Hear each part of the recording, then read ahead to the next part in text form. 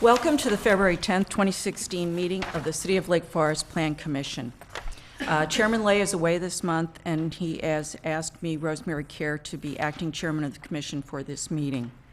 At this time, I'd like to introduce the members of the commission: Commissioner Freeman, Commissioner Berg, and Commissioner Henry.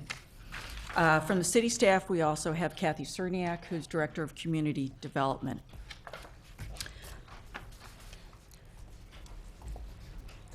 We will introduce the item to be presented tonight.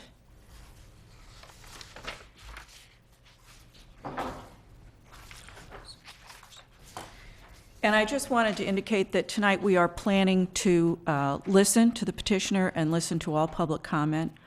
We're not intending to make a decision tonight. We're listening carefully and thoughtfully to all concerns. And the first and only action tonight is consideration of a request for approval of the tentative and final plat of subdivision for the proposed Estate Lane Plan Preservation Subdivision and an associated special use permit. A 3-lot, single-family residential subdivision is proposed for property located on the southwest corner of Estate Lane East and Oak Knoll Drive. Property owner is Marlin Ventures, LLC, owned by Paul Lapata, Stephen Brown, and Ed Yawitz, and representatives are Craig Crandall of Tim and Garfinkel, LLC, and Bleck Engineering. At this time, I'd like to ask all committee members if they have any declarations of conflicts of interest or ex parte contacts. Okay. Then the next thing I'd like to do is swear in all members of the audience and the petitioner who are planning to speak tonight. We have received a number of names here. If all of you could please stand up so I can swear you in. Do you solemnly declare and affirm that the testimony you are about to give or have previously given is true and correct to the best of your knowledge? Thank you. Now we will hear a presentation by the petitioner.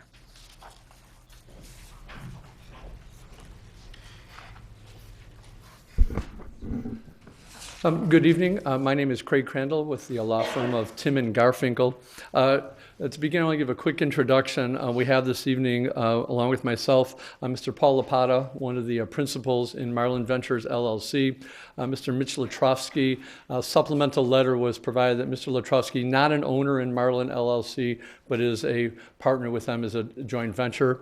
Also, our project manager, Mr. Ross Friedman, and also Joy Corona with Bleck Engineering. You'll be hearing from Joy a little bit later. A couple of quick general housekeeping points. As each of you has seen per the staff report that was tendered recently, there's a number of issues that the staff had indicated that would ask us to meet with staff and work over. We're not going to address those this evening. We received them on Monday, and as indicated, this matter is going to be continued to the March meeting, so we expect between now and that time we'll address those. Really, there were notations on the plat. We expect that we'll be able to work those through with staff, similar to how we've worked other issues since the time this project first came before you. As you'll note, we have a number of visitors with us today. Unfortunately for us, they're not all here to support the project. These are neighbors who have issues and concerns. We appreciate that. And we understand that any time a redevelopment occurs in an established neighborhood, there are concerns. And as we work through the process, we certainly want to do our very best, and it's our intention that we act as good neighbors through the process. Lastly, accept our apologies if there's anything we have done through this process that contributed to the misnomer that for some reason the parties involved in this project received any preferential treatment. We have seen copies of correspondence and are aware that there are suggestions made that staff or elected officials somehow gave special treatment. We feel this is unfair and inappropriate as to you and your staff to the City of Lake Forest. We've tried to follow all the rules. We don't think we've done anything wrong along that process, and certainly appreciate all the cooperation we've had through the staff. We have here, I'll give an indication here. Up here shows a quick diagram showing the zoning. The property which we're here before today is zoned R2 adjacent to that, and the subject property is noted on the screen there. Property that's the subject of this petition was purchased by the owner, Marlin Venture, just in May of this spring, May 2015. Project was brought to the partnership by Mr. Friedman, indicating that there was an opportunity here based on size of the property as well as the size that the property could be re-subdivided and developed as a 3-lot parcel. Prior to that, my clients met with staff and talked about that, and the project as presented, as you'll hear today, was done all within the boundaries and sizing as required under the R2 district. The surrounding neighborhood, and there's been a lot of correspondence talking about whether the size of this parcel and the proposed development of lots is appropriate. I just want to indicate this here, those 3 lots are the lots we're talking about today. As indicated on the slide here, the red dots for each of these lots here and over here are showing other lots in the R2 district, many which are adjacent, that have comparable size to the proposed lot sizes that we have here today. I have seen copies of correspondence, some of which came earlier, some of which has just come in today, indicating that the lot sizes which my client is proposing are incongruous with what's in the neighborhood here. And I think, as we note, all of the ones with red dots are of a size similar to what we're looking at here. So I want to make sure that everyone understands that. It's our understanding that years back, other parcels of a larger size were subdivided in a similar re-subdivision in the fashion that this project went. All through the process, we've worked closely with staff, making sure that we meet all of the requirements here. Initially, this project came before, and I don't know if all of you were on the commission at that time or not, back in June of 2015, my client came before you, and this was the original plat and the tentative plat that had received approval at that time. This was the configuration that we had. One of the concerns raised through that discussion and subsequent focused on the fact that there was a diagonal line, that they weren't pure rectangles, and as a result of that and through other discussions, the plat has been reworked, and what we're here before you today is this plat here. January of this year, that was what was presented and submitted and is part of the process here. Additionally, since the time that this was first brought before the commission, it has been determined that this is within the historic residential and open space preservation district, and as a result, we have sought to comply in all ways. That district actually gives a little more fluctuation and support and allows us to create, which would be somewhat of a traditional rectangular development is what we have here today. One of the other issues that was raised at the time this was first brought up was there any communication with the neighbors? There was some communication sent out to some neighbors immediately following the June meeting and prior to today's meeting. As part of the notice that we were required to send out, we included a complete copy of our statement of intent, copy of the plat, as well as an offer to have discussion with any of the neighbors that wanted to regarding this. And to this point, I know there has been discussion with the city, but we have had no communication or any discussions other than I did receive a call at my office wanting to confirm the time of the meeting for tonight was the only thing that we had received. Again, we understand and appreciate that the neighbors, and I'm sure you'll hear from them a little bit later today, talking about what issues and concerns that they have with this. I think the most significant issue that we've heard over and over is that development of this into 3 lots for one reason or another is inappropriate and not in keeping with the neighborhood. And as I indicated, we have other lots of this sign not too far, actually right across the street and through that area. The plat as presented here does not call for any variations. The property was already zoned R2, and so all that has been done through this process is comply with the requirements that were put here. Again, we want to be good neighbors through the process and believe that we have, for the most part, addressed issues and concerns, short of the request that this become a 2-lot versus a 3-lot. At this time, I'd like to call on Joy Corona, and she can address some of the engineering issues and changes and modifications that have occurred since the time the matter was first presented. Good evening. It's a little hard to see on this slide, but one of the questions, of course, that's come up a number of times is with respect to drainage. There is a red line around this property in this location. That represents approximately 9.5 acres that are tributary to a pond to the north of the property. There's storm sewer running down Estate Lane and Oak Knoll. And this blue line is the parcel that's been discussed.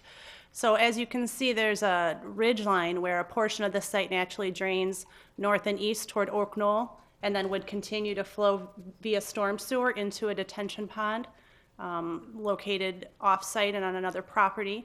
And then the remainder, or the southwestern portion of the property, actually flows, and here's the existing drain tile survey. There is a drain tile or storm sewer system that runs through the property and continues off to the south. So it's going to continue off to the south and then head eventually to the west.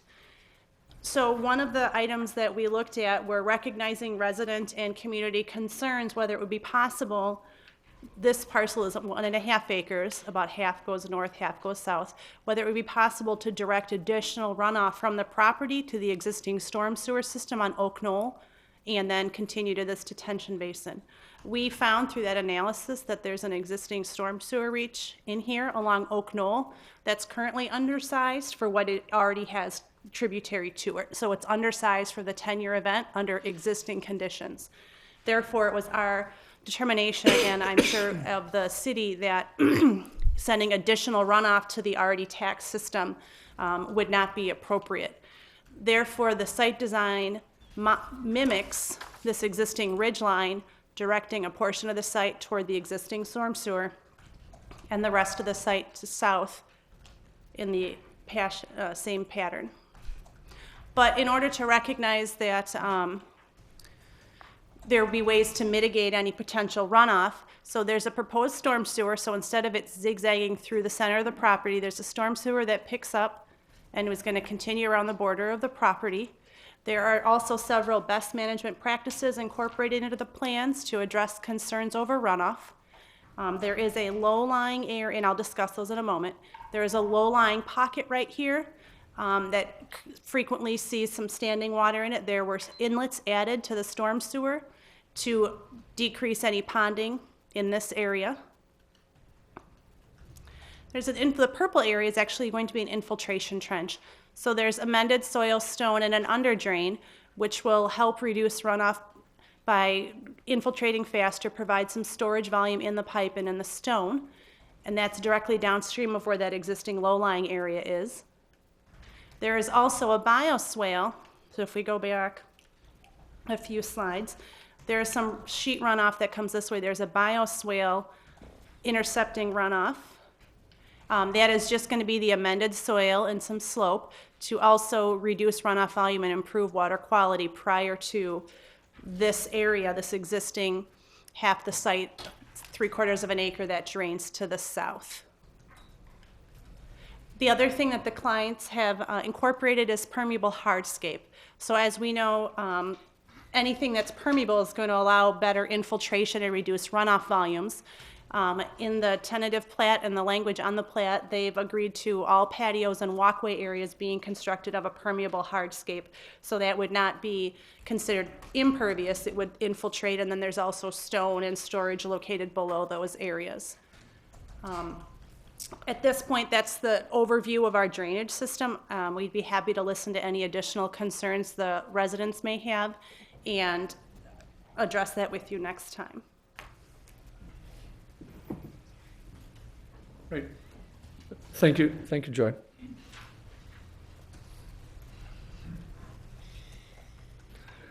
All right. really in closing, and all that we really have left to say, and we're happy to then open it up to the neighbors or any questions or comments that the commission has. As I indicated, the project as presented requests no variances. Property was zoned R2. The design from the very start has always met the requirement. As noted in your staff report, part of the purpose and thoughts behind this project is that the real estate market has changed, and the real estate market does support this type of development. Again, I have seen correspondence indicating that there may already be enough homes that are in this marketplace. The market will bear that out, but we do feel that it's an appropriate use and a redevelopment of this particular parcel. As indicated, there are a couple of plat notations that staff has suggested that we address. Those will all be addressed by the time we get back before you. I believe March 9th is the date that we're planned to come back. And lastly, as indicated, really in the staff report, that what has been presented today really is a function of us meeting code. We haven't asked to rezone, we haven't asked for variation. All they're asking is, by right, to be able to subdivide this. So if you have any questions, I'm happy to answer them, or Joy, or if you want to move to the neighbors' comments, we appreciate that. And thank you for your time and consideration. Thank you. Now we will have identification of issues by Kathy Cerniak. Thank you, Acting Chairman Kerr. Just a bit of background. A petition for this property was before the commission in June. At that time, a vote was taken. However, in consultation with the petitioner, staff really did encourage the petitioner to step back, do some additional studies, really in light of the comments and concerns and questions we heard from neighboring property owners. So what is before you tonight is really a new petition, since that piece didn't move forward. In June, when this was brought before you, the staff report incorrectly stated that this property was not within the overlay district. It is within the overlay district, and I want to talk through what that overlay district is in just a moment. The overall zoning on this property is R2. The R2 district, like other zoning districts, carries with it a minimum lot size requirement, a minimum lot width, and various other provisions. The first test for the petitioner, and in fact, staff asked that they not simply do one iteration of proving that the proposed 3 lots met the R2 provisions. But the first test is really to prove up that, in fact, this property can support 3 lots. You have in your packet 2 different configurations and the calculations that go with that, demonstrating that 3 lots on this property in at least two different configurations can be created in full conformance with the R2 zoning district. We heard a number of concerns from neighbors on this. We did check those calculations. We challenged the petitioner's engineer to check those calculations and provide us with detail. Various city staff worked through those numbers, and as we interpret and as we review those 2 plans, we do agree that 3 lots can be achieved on this property in full conformance with the R2 zoning district. The city does not have the discretion to disregard the provisions of the R2 district. We can't simply say, we really don't like 3 lots, please give us 2. We certainly can have that discussion, and I certainly have had the conversation with the petitioner that an easier way to yes on this is to go with 2 lots. But the city does not have the discretion to say, even though you meet the requirements of the R2 district, we're not going to give you 3 lots. This property, as I mentioned, is within the historic residential open space preservation district. That district was created in the 80s and covers various parts of the community. It is different than the historic districts. It is different than locally landmark properties, but it is really a district that was created to help provide additional flexibility when properties in historic or naturally significant areas were being subdivided.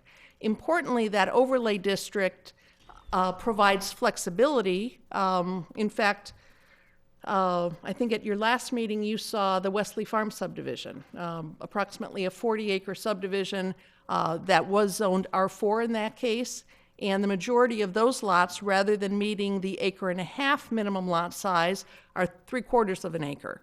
The overlay district allows different lot configurations that don't meet the minimum lot size, that don't meet the lot frontage, that have different setbacks.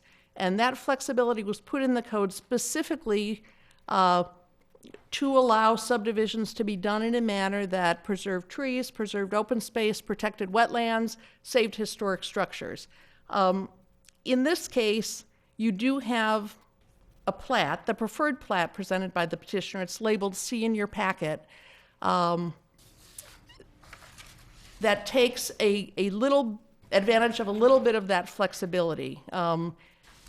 It shifts property lines just a foot this way or a foot that way, really for the purpose of creating a more standard buildable area on that corner lot. Corner lots are impacted more than interior lots because they have both a front yard setback and a corner side yard setback.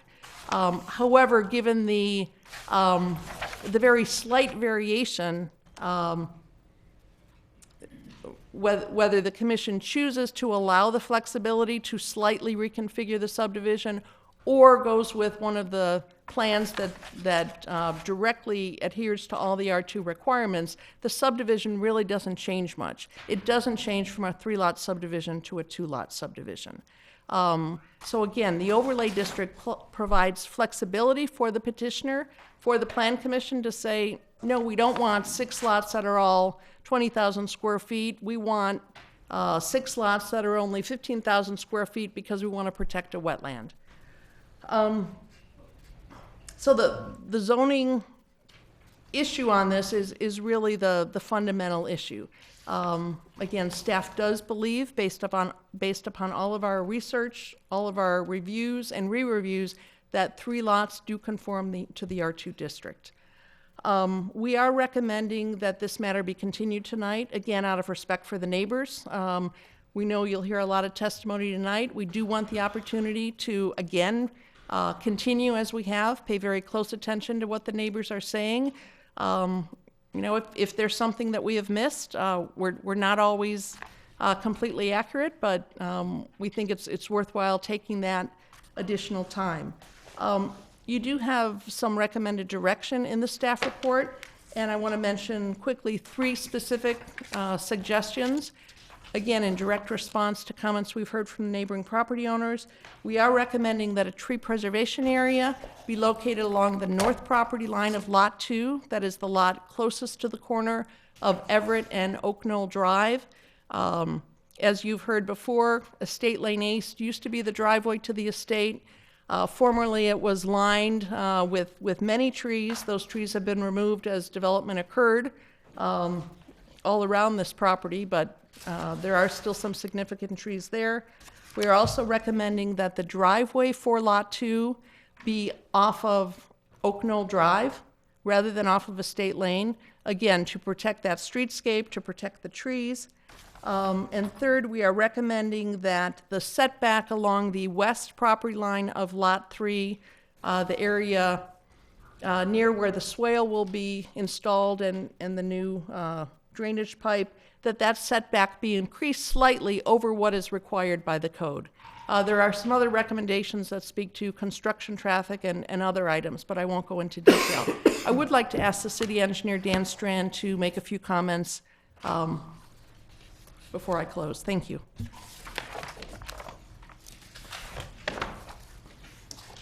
Good evening, Commissioners. Dan Strand with Gewalt Hamilton. Joy Corona from Black, I think, summarized the stormwater management on the site pretty well. I'll just add some general context to those comments and maybe a little additional commentary on the stormwater management. The Lake County Watershed Development Ordinance establishes quantitative standards, thresholds, if you will, above which increases in stormwater runoff caused by development are required to be mitigated. Specifically, what those are the detention thresholds of the ordinance. There's a few different thresholds. In the case of this property, the one that it would come closest to meeting would be if you're adding a half an acre of new impervious and your site is at least 50% impervious, you have to provide detention. In the case of this site, the proposed new impervious area would be 0.22 acres, so they are well below that threshold. So they're below the detention threshold as well as water quality requirements, those provisions of the ordinance. That's why we're not discussing detention and water quality specifically in the presentation tonight. A couple of items that Joy did mention that aren't required by the ordinance for this particular development, but will function to reduce the amount of runoff that's generated by the site. There's being proposed a bio infiltration trench as well as a bioswale along the south and west property lines that will help reduce the overall runoff volume from the site, help maximize infiltration. Similarly, the applicant is proposing permeable hardscapes, patios and walkways with permeable pavers. That too will help reduce the overall runoff volume, not required by the ordinance, but something that the applicant is proposing to do. I think for the most part, again, Joy mentioned they did look at rerouting or redirecting a portion of the site to the north to see if that was feasible. We did review those calculations and found that the existing storm sewer to the north was undersized for what's draining to it now. So as a result, we do believe it would be appropriate to try and maintain existing drainage patterns on the site and not redirect any areas further north. Beyond that, if you have any questions, I'd be happy to take them. Thank you. Now, we will have questions or requests for clarification from the commission to petitioners or staff. Should I start with Mr. Henry? Commissioner Henry? Dan or Joy, what is the size of the current storm sewer on Oak Knoll? What exists there now?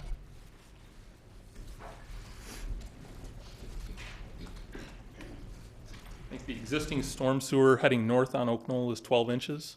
And then when it gets to a few properties up to the north, it heads east to west, and then it gets larger. It's a 21 inch at that point, but the 12 inch is the area that's undersized.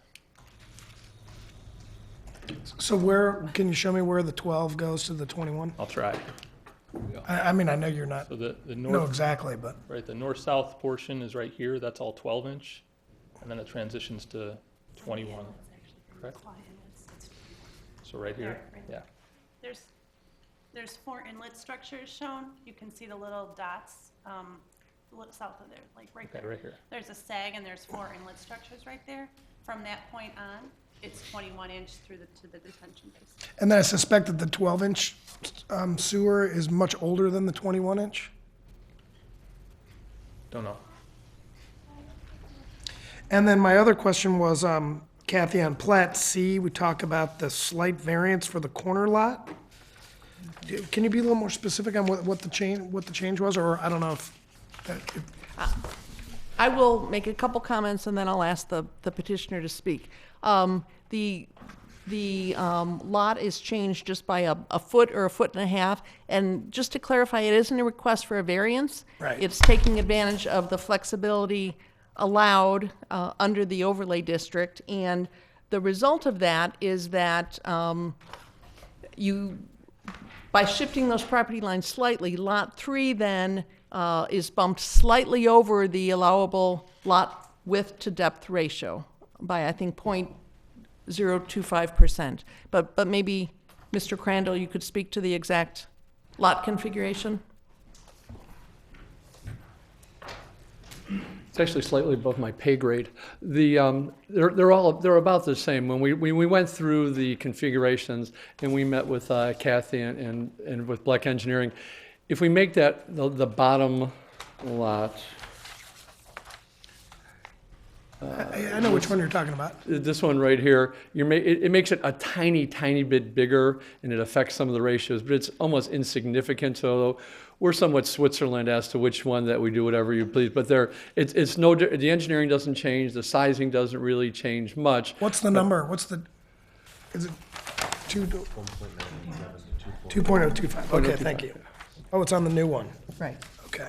Yeah, so they're very close, and we just offer that as an alternate. And I apologize, Understood. it was on the original presentation, but again, if it's something that you say, hey, we'd like to do that, certainly when we come back, we can have that slide and we can look at it, but they're about the same. It slightly changes the size of home you can put, but very, I very, understand. very, very little bit. I understand. Any That's other it. questions? Commissioner Burke? Just to ask the engineer, again, the city's representative, in your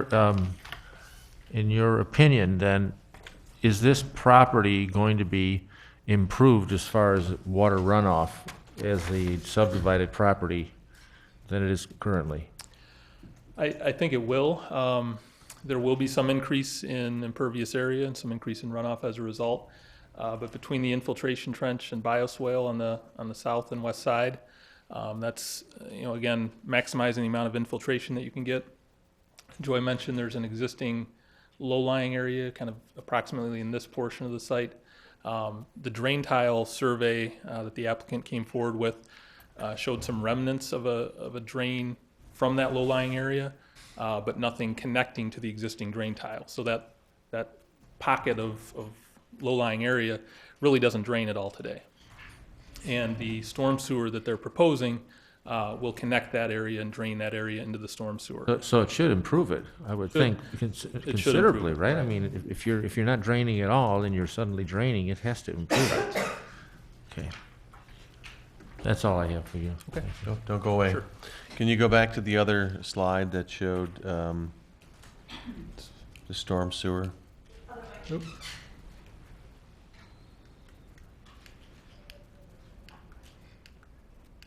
one?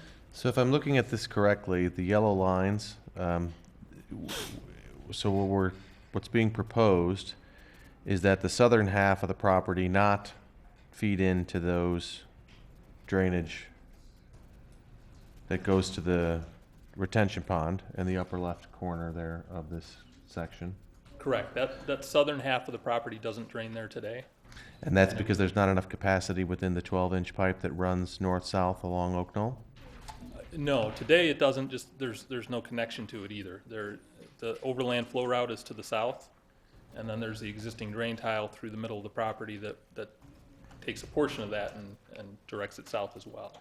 But I thought I So- understood the petitioner to say that there was a request at the original meeting in June about whether or not the southern portion of the property could likewise feed in there, or at least runoff from the gutters could feed in there.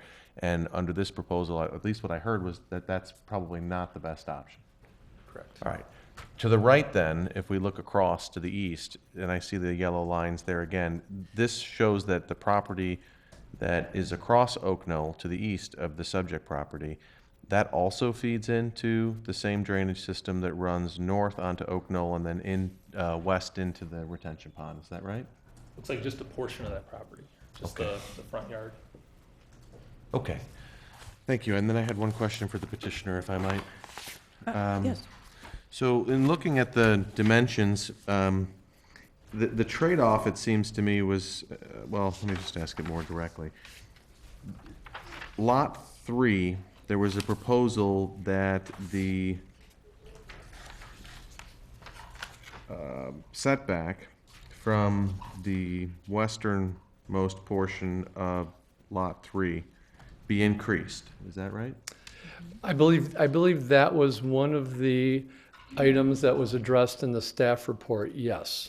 And so would that be the same whether we opted for drawing E or drawing C, or? Yes, what's been requested, the request wouldn't change either way. And I believe of the items, and I indicated in my opening that there's some things that we still would need to discuss. That was not one of them. That request should not be a problem. Again, we would want to have our engineer meet with staff, but I believe that particular request should not be a problem for us to accommodate between now and the time we get back before you in March. And it would be the same either configuration, and again, they're very close. Great, thank you. You're welcome. That's all I have. I had a question for Joy from Black Engineering. When you were talking about where the new line will come in off of Estate Lane, is that all new piping that's going in? The storm sewer system along Estate Lane and Oak Knoll is all existing. The only new storm sewer proposed, this is the new storm sewer proposed. So there's a line that connects to the existing tile right there and is going to run down along the west property line. Oh, got stuck behind it. And then continue back over here and connect right here through a structure back into the existing tile.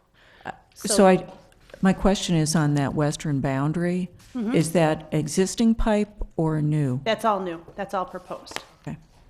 And the capacity of that pipe? It's much larger than the existing system that runs through the property. And I believe an inlet system was also mentioned at one point. There are inlets in this location to allow the water that's currently ponding in this area to enter into the storm sewer system and the infiltration trench.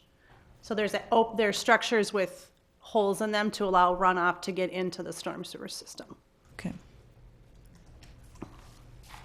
All right, thank you.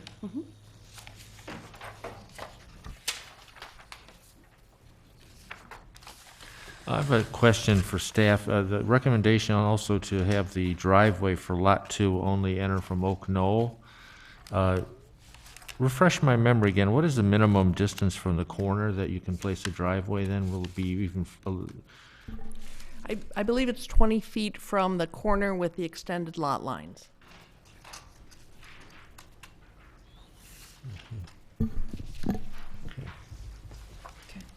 Can I, sorry. Yeah. In response to that, Kathy, wouldn't that, though, be in conflict with the proposed tree preservation area that the city's recommended?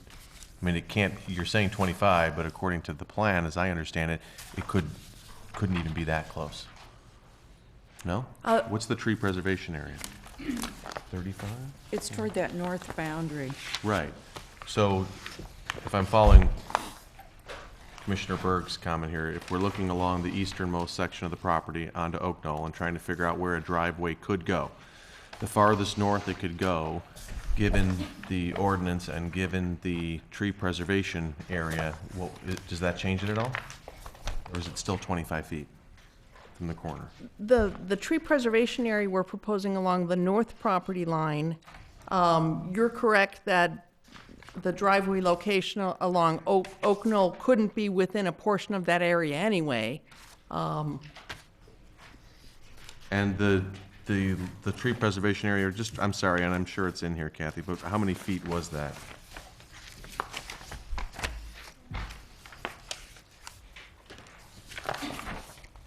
Well, that's all right, I'll find it. That's all I have. Kathy, I have another question. Right now, there's a home on this property that will be demolished, and that'll be part of the BRB presentation, or do we actually approve that demolition or mandate it, or what's the mechanism for The that? city council, as part of the subdivision, the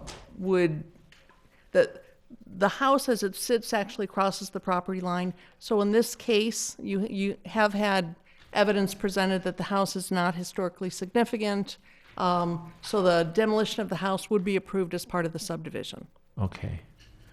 You know, the normal procedure on BRB for a demolition and replacement home is that if there is a demolition request, period, in the city, one has then to go to the BRB or HPC, whichever jurisdiction that is, and then that has to be presented to the respective board so that the actual new design would have to meet the criteria of that board. Right now, what is the projected procedure for these 3 new lots? Are they also going to have to go to the building review board for review for the new replacement homes? Yes, the expectation is that this is infill in an existing neighborhood, so building review board review of existing, or of new homes would be appropriate. Okay. So then we can, do we have to make that a condition of our approval, or is that just going to be? You certainly can add that as a condition. as you see this in March, and with your direction, we will incorporate that as a condition. It may happen anyway, but you can Yeah. certainly do that. I think in this particular case, the design of the homes will have, I think, a certain impact on how the final project will be appreciated in the community, I think. So that's something for maybe my fellow commissioners to think about tonight while we review this. I think that might be a prudent decision, just to sort of further guarantee that the outcome would be as favorable as possible. Commissioner Freeman, if you haven't found it, the recommendation in the staff report is for a 30-foot wide tree preservation area along the north side of Lot 2, and that's really for more than the driveway. It would not allow the driveway to go through that area, but would also keep construction traffic, construction staging out of that area as well. So yeah, and that was the purpose of my question was, I think you had said it was 25 feet from the intersection, but if the tree preservation area is 30 feet, now we're pushing that a little further to the south. Correct. All right.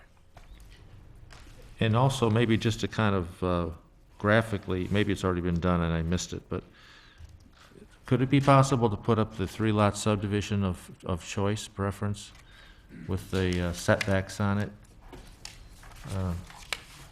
I think it would be C. Is that the largest one you have? Yeah. So actually, what's also being recommended in the staff report is that rear, or the western edge of that rear building setback be increased from the 30-foot to the 45. Is that correct? Yes. Okay, so that actually would help enhance that. Okay. Well, that's all I have right now. Any other questions from the commission? Then we'll move to the next section of tonight's agenda, which is public testimony. Not to exceed 5 minutes per speaker, and I do have names of the folks who registered previously. Ed Walkenmuth.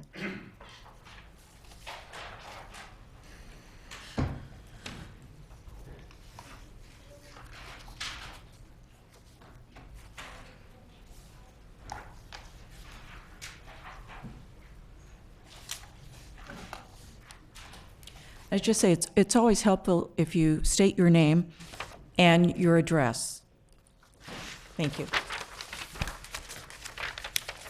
Good evening, City Council. Thank you for giving me the opportunity to speak. We are new to this neighborhood. We purchased a home. My name is Ed Walkenmuth, and my address is 1436. And the best way to describe where we're located is if you draw an arrow west-southwest from the property that we are discussing and intersect that directly south of the original Lasker Estate. Okay, so we are on the other side of South Estate Lane.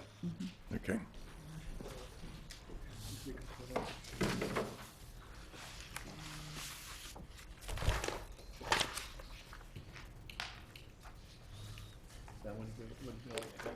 Yeah, that's good.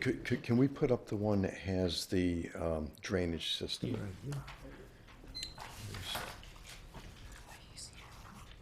Always across, he's over here. Yeah. Just south of Alaska. There we go. There we go. Okay, as I mentioned, we are new. We purchased about a year ago. This summer, when we had some rain, in the spring, when we had some rain, our house was completely flooded, despite the work that's been done in the prior 2 years to improve the drainage. The reason is that the slope of the land that works from the Lasker Estate towards our house is a gradual downward slope. It's the same slope that we have if we look at Lot 3 of the proposed subdivision.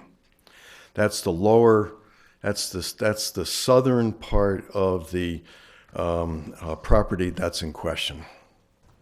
So while we were talking about the drainage on lots 1 and 2 of the subdivision going north, the concern that I want to raise is the lot 3 going south. Okay, I just want to be clear. It's that slope coming down. It's the water that would come off of the roof of the house on the lot 3. And the drainage system that's proposed is along the perimeter of the lot, and it's to tie into the original, the old sewer system that's going south. Okay, so that's clear? Okay. Now, that system that goes south turns and goes west. You know, after it goes south a little bit, it turns and goes west. And when it comes to South Estate Lane, there's a catch basin on the east side of South Estate Lane and a catch basin right on our property line and the original Lasker Estate property line, the southern point of the Lasker Estate and the northern eastern point of our property. Okay. That's where we have had for the last several years before we bought this house. That's where there's been water that has been draining down, and that has gotten worse and worse over time to the point where we had to put in our own drainage system in order to relieve the water that should be taken by that sewer, the sewer line. However, it continues to get worse, and as I mentioned, after we bought this property, we discovered that even despite the work that was done, the putting in our own private drain system, the amount of water is increasing and increasing to the point where we had to put in yet another major line in order to move that water away. Okay. The reason I bring this up is that we suspect that because this is an old tile drainage system, that, and as the report indicates here, for that line that's going south, it indicates that on the property in question, which would be lot 3, that there's possible root obstruction in the old sewer line. What hasn't been investigated is following that sewer line further south to where it starts to cross over to where our property is. And I would hope that there would be some investigation there, because we suspect that there is root damage in that old sewer line, and that what we're dealing with here is further downstream from the property.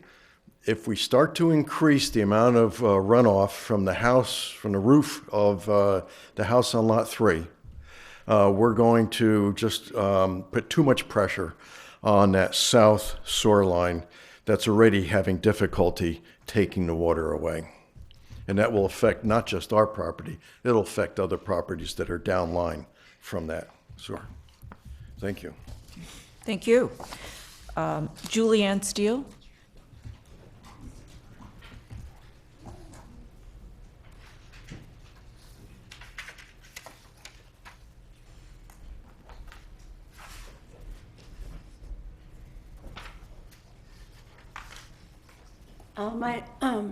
Good evening. My name's Julianne Steele, and I live at 1436 South Estate Lane. And I came to this area in 1965. I should say 1968. My mother-in-law, June Steele, came to this property in 1965. She lived in the property for almost 50 years, and then we came to the property. We're well aware of the situation that is occurring on the property and those surrounding us with the issues of water. Back in 1931, Mr. Lasker decided that he wanted to contact Mr. James Greenleaf to do some landscaping. He was a prominent landscaper from New York. And Mr. Greenleaf agreed to do this for the sum of $3,000. He came out to the farm. He walked around the farm for 2 days. Third day, he took notes, did sketches, and sat down with Mr. Lasker and the property manager.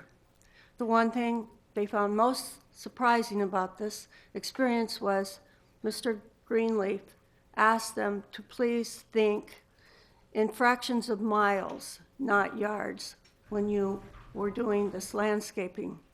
We are now down to thinking in feet. If we look around the area, we are blessed because they did think in fractions of miles. And I am here to ask that we all become good stewards of the land. We purchased 1438 South Estate Lane, which is the lounge cocktail building on our property. Our house is in the Olympic-sized swimming pool, and we also have the 2 cabanas on our property. I look around the property and see the land that we have surrounding us. I look north and I see Mr. Lasker's main house, 7 acres, 7.5 acres.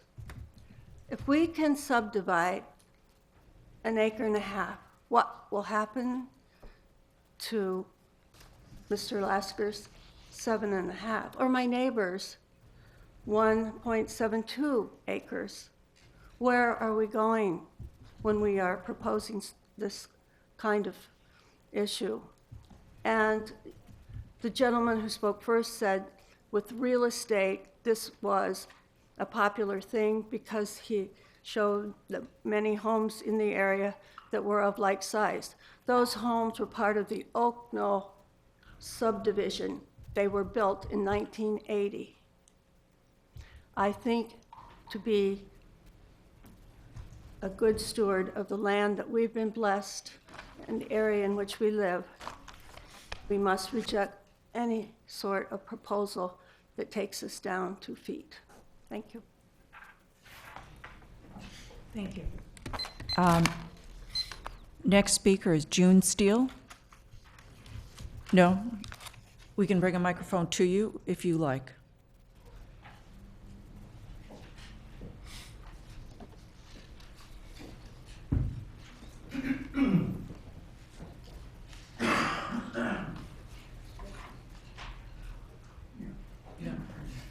Okay. Then the next speaker is John Madigan.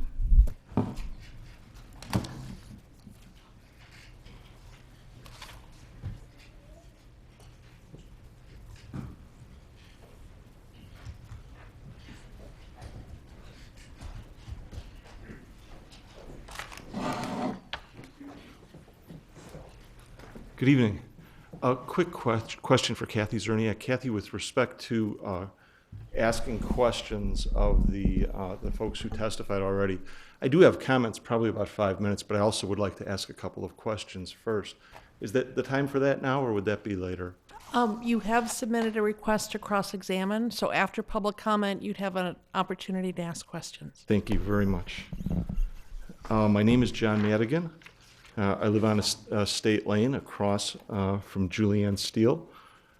June Steele didn't speak, but I'd like to thank you for the document you transcribed on the Lasker estate and the history of this wonderful neighborhood. There were 17, I believe, David Adler designed buildings in this neighborhood running along Oak Knoll Drive and Estate Lane, all the way from Everett to Old Mill Road.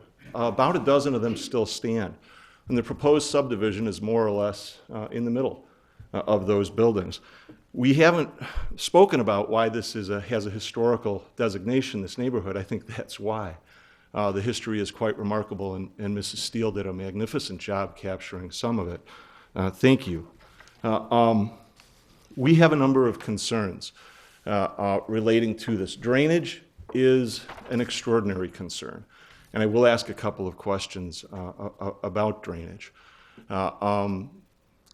If it's possible, could I see, would you be so kind as to show the existing drain tiles? Thank you. That one? Yeah, and is this the pointer red, too? the circle in the middle. Thank you very much.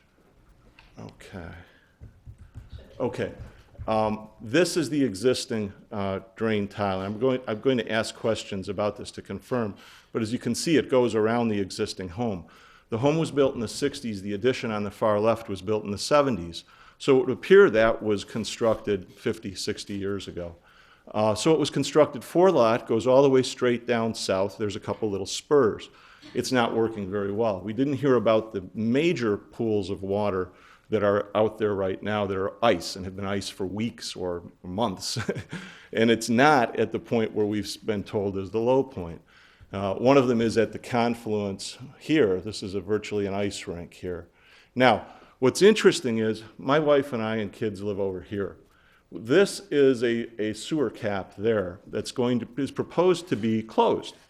And the drainage tiles are, a new drain system is going to be put here. So all of this in the midst of the proposed subdivision is going to be closed, and a new one is going to be opened here. This lot flows elevation-wise from here to here, slightly back this way as well. In other words, the current lot system, the exit point, which is here, is going to be closed and moved over onto the neighbor's lot line. Now, in a 100-year flood, what does that mean? In a 100-year flood, rather than pooling in the middle of the subdivision, it'll pool over here on our lot. And as anybody knows in our neighborhood, it's not an issue of a 100-year flood, it's more like a 100-day flood. This is an extraordinary mess. One thing that hasn't even been discussed with respect to drainage is flowage onto and off of this property, which is significant. It has not even been brought up here. To my knowledge, there hasn't been a quantitative analysis done of the effect on neighbors upstream or downstream. And the point Julianne Steele, rather Ed, makes with respect to downstream is very real, because by utilizing downstream capacity here, the neighbors on Estate Lane here, including those here who don't have a tie-in to storm sewer, are losing that access. That's one quick point and a large point of concern. With respect to the lots themselves, could I see the original proposed plat of subdivision, please? You mean the one with the angled lot? Yes. Yeah. Now, first off, the neighbors wrote a letter raising multiple issues relating to subdivision and zoning last summer. One that has not been addressed except to say that, to imply that we think there should be only 90-degree angles, which is not the case. But one that has not been addressed is, very simply, there's a provision relating to width depth in subdivisions where it's rather densely written, but what it says is that you cannot utilize a straight and irregular line. What's a straight and irregular line? It's kind of interesting. You've got a lot here that's 300 feet by 225 feet. If you want to divide on 2 streets, a nice rectangle, if you want to divide it into 3 lots, what's the simplest thing to do? You go here, and you go 100 by 225. But you can't do that because it doesn't meet width depth. On top of that, it's in a corner. So what the petitioner has done is they're struggling to try to get 3 lots on a lot that's too small, that really doesn't bear it. And this relates to the last question, which was covered with respect to the width depth on the lot C. But what you have here is basically a seesaw. And as with the seesaw, the 2 ends of the seesaw are the key. If you do 200 feet deep here, then you have a 100-foot lot, 225 deep. It doesn't fit, it doesn't work. You would then have, you would then meet width depth on this one, but not this one. So by pulling the seesaw up here, you have a reverse pie-shaped lot to meet width depth. That also has the nice effect of pulling back the lines on this side to meet width depth there. This is a 20,000 square foot lot as currently configured. If you move the lot line 1, 2 or 3 feet, you're going to be underneath 20,000 here, which is going to cause you to move this lot line here, which is going to make that corner lot even tighter. There's a real fine dance going on here with respect to these lots. There are numerous other issues that haven't come up that are relevant, although such as property value did come up.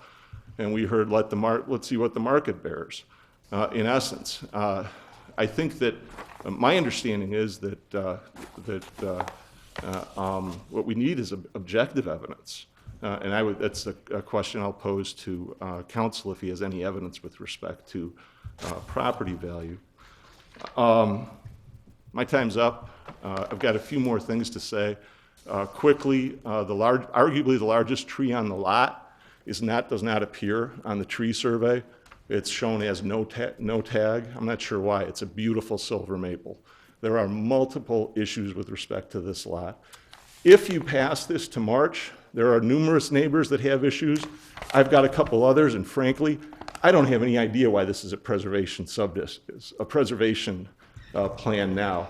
I don't have any idea how it's helping to uphold the historic nature of the property, and I don't have any idea how going from one lot to 3 lots, from one home under 3,500 square feet to 3 of 4,000 or greater, helps to preserve open lands. So there are quite a few questions here, which we have. Thank you for your time this evening, and I look forward to speaking with you again next month. Thank you. Next speaker is Ellen Storr. Am I pronouncing that correctly? Starr? Thank you.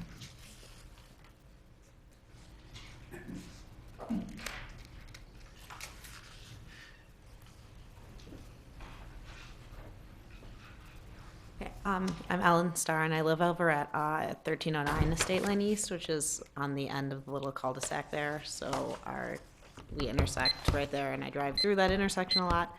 I guess our main concern is the fact that once this lot is subdivided into 3 plots, there's 2 other houses right on the other side of Oak Knoll that are on similar sized lots. And those houses are of the same era as this one, and if somebody decides to buy one of those houses in the future and subdivide them, we're gonna go from having 3 houses there to potentially having 9 houses. There's multiple other lots, like a couple people have mentioned, that could be subdivided.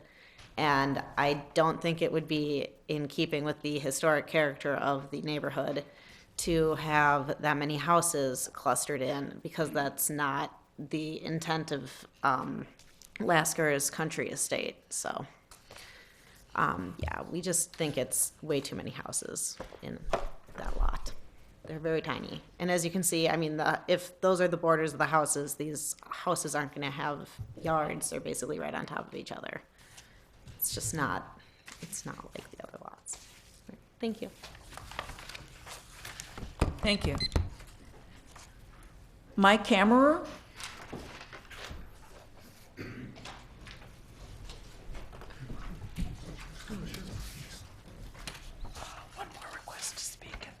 Good evening.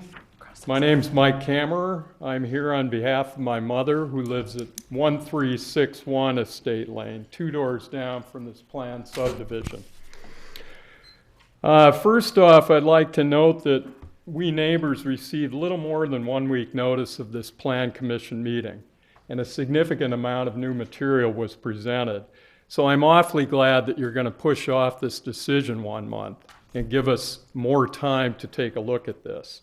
Furthermore, a lot of our immediate neighbors who would like to be here are out of town on trips that they planned months ago. So once again, it's useful that we have a little more time so that people can not only review the new material, but plan their schedule so they can be at the next meeting. John Madigan handled some of the zoning lot line issues. But, you know, the only thing I'd say is we've been presented with a smorgasbord of plats. We don't even know at this point what one is actually preferred. I heard Kathy say that some original plat needs to be proved up before the final plat is accepted. It's kind of confusing to all of us. So I suppose I'm just going to leave that issue there, but I think I probably reflect the thoughts of a lot of people here that we really don't know what is going on in terms of proving up and then shifting into a preservation subdivision. But believe me, before the meeting next month, we'll know all about it. On the valuation question, a lot of people have raised that.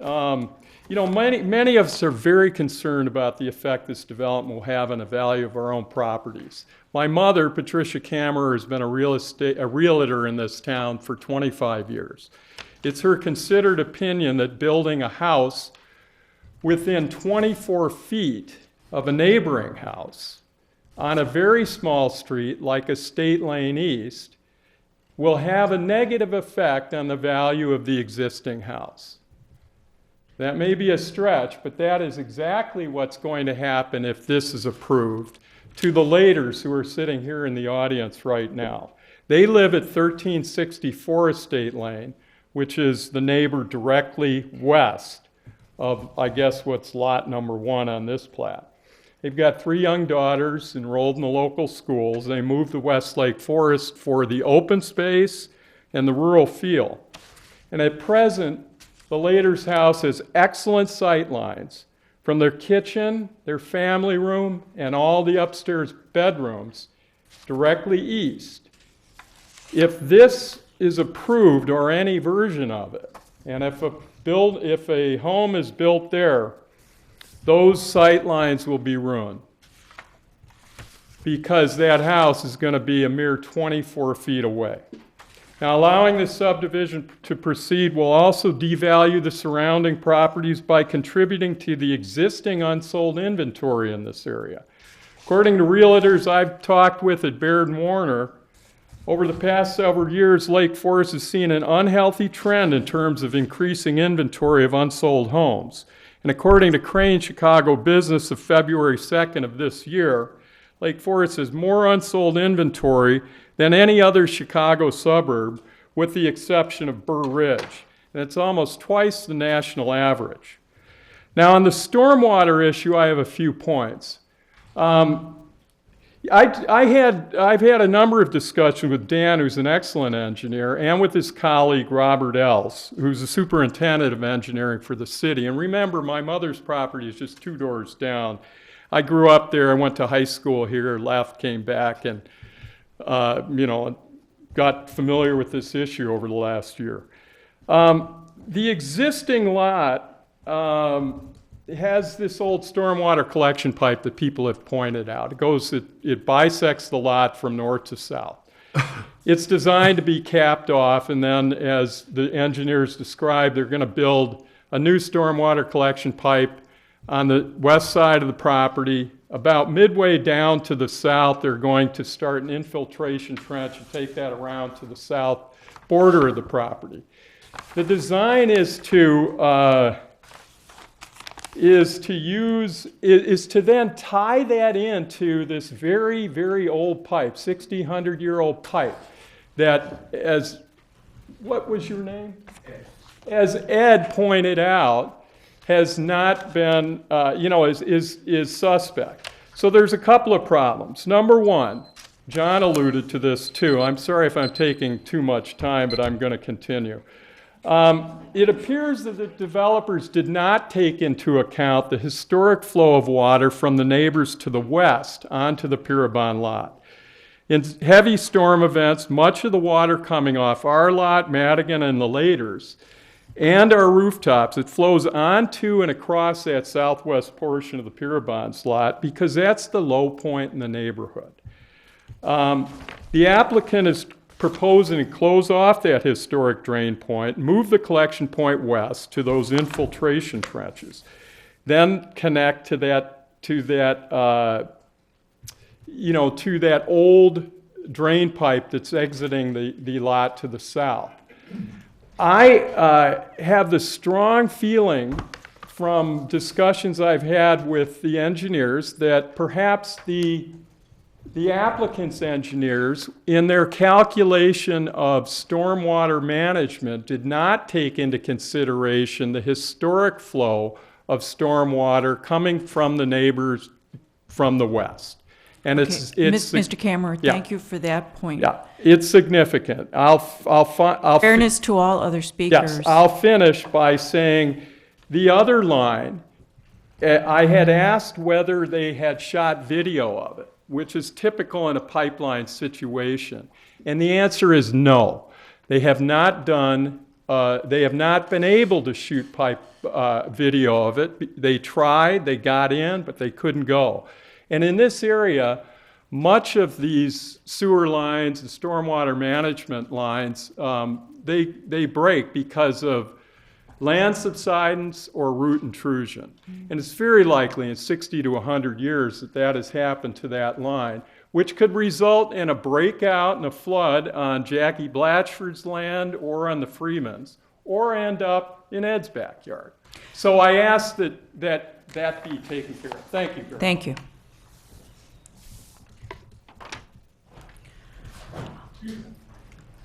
Our next speaker is Paul Lader.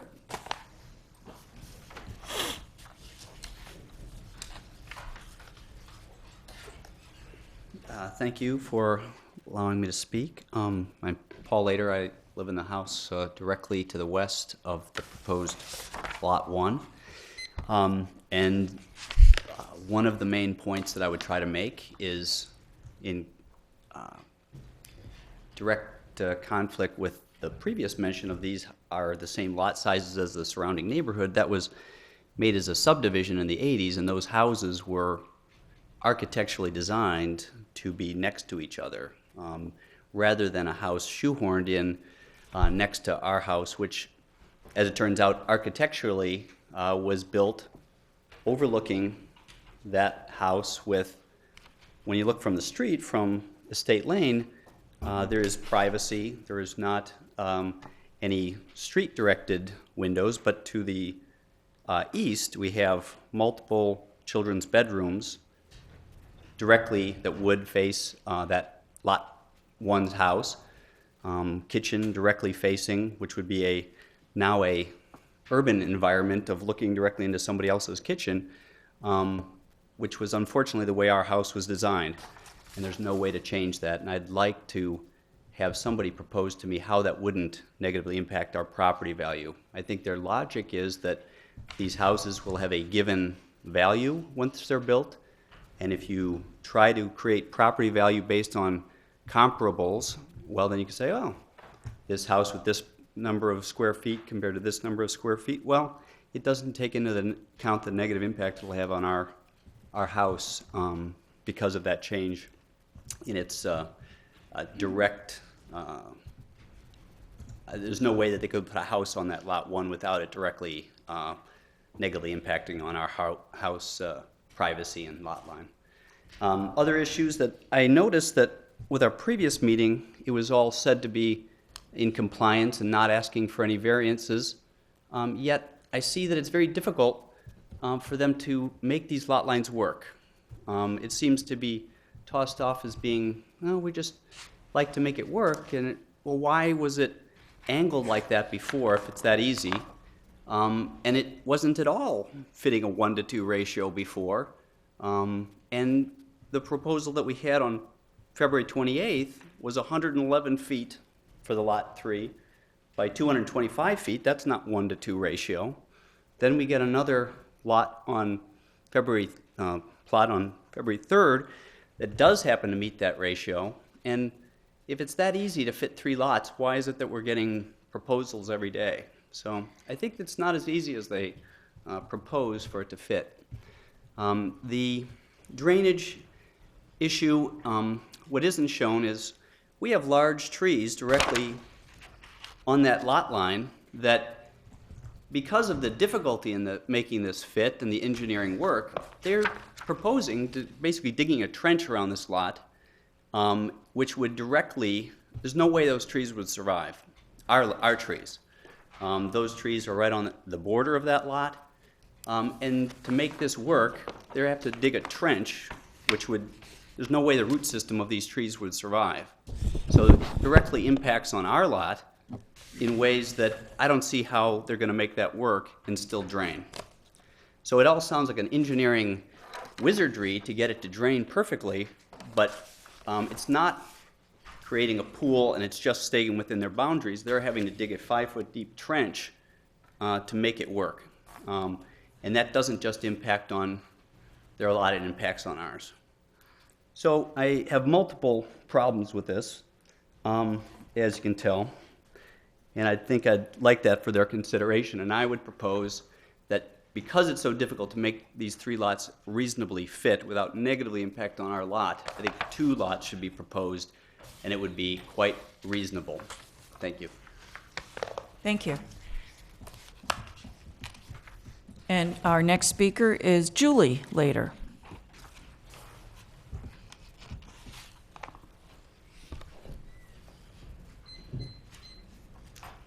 Hello. Thank you for letting me speak again. I'm certain that I won't be able to speak as eloquently as my husband did, but kind of reiterating how he feels. I mean, we just moved to Lake Forest. Well, we hadn't even been here a year when this started coming about. We looked all across the North Shore for houses, and we settled on here. We found this house. The lot was smaller. However, it didn't feel small. We are lined around us by woods, and when it's summer, we can't see the Madigans. We couldn't see the Pirabon's house. It was a very nice feel for our lot. When we learned of this 3-lot division, immediately made me nervous for the fact that the whole side of our house is lined by this wood. And there's no way that any of that can be saved with their proposal of making 3 lots. I mean, I walk our dogs every day past this lot, and I still can't for the life of me figure out how you can make 2 houses sit side by side next to us. I'm hoping that through the neighborly feeling that we can urge them to move to 2 lots. And if they would have said 2 lots from the beginning, the chances of hearing from any of us would have been very slim. I mean, we understand this is a larger lot. We understand that it can be divided. But 3 is excessive. And 3, like my husband says, it makes us very nervous. We've done tons of improvements to our house. We've finished the basement. We've done painting. We've refinished bathrooms. We'd like to get that money out of our house. And it makes me very nervous that if we have a house right on top of us with no woods next to us anymore, that will directly impact our home value. And obviously, I hope that we stay here, but in the event that we don't, it's very worrisome to me. So again, I urge you to reason with them to move it to 2 lots, just to be neighborly, honestly. Thank you again. Thank you. Our next speaker is Lisa Conley.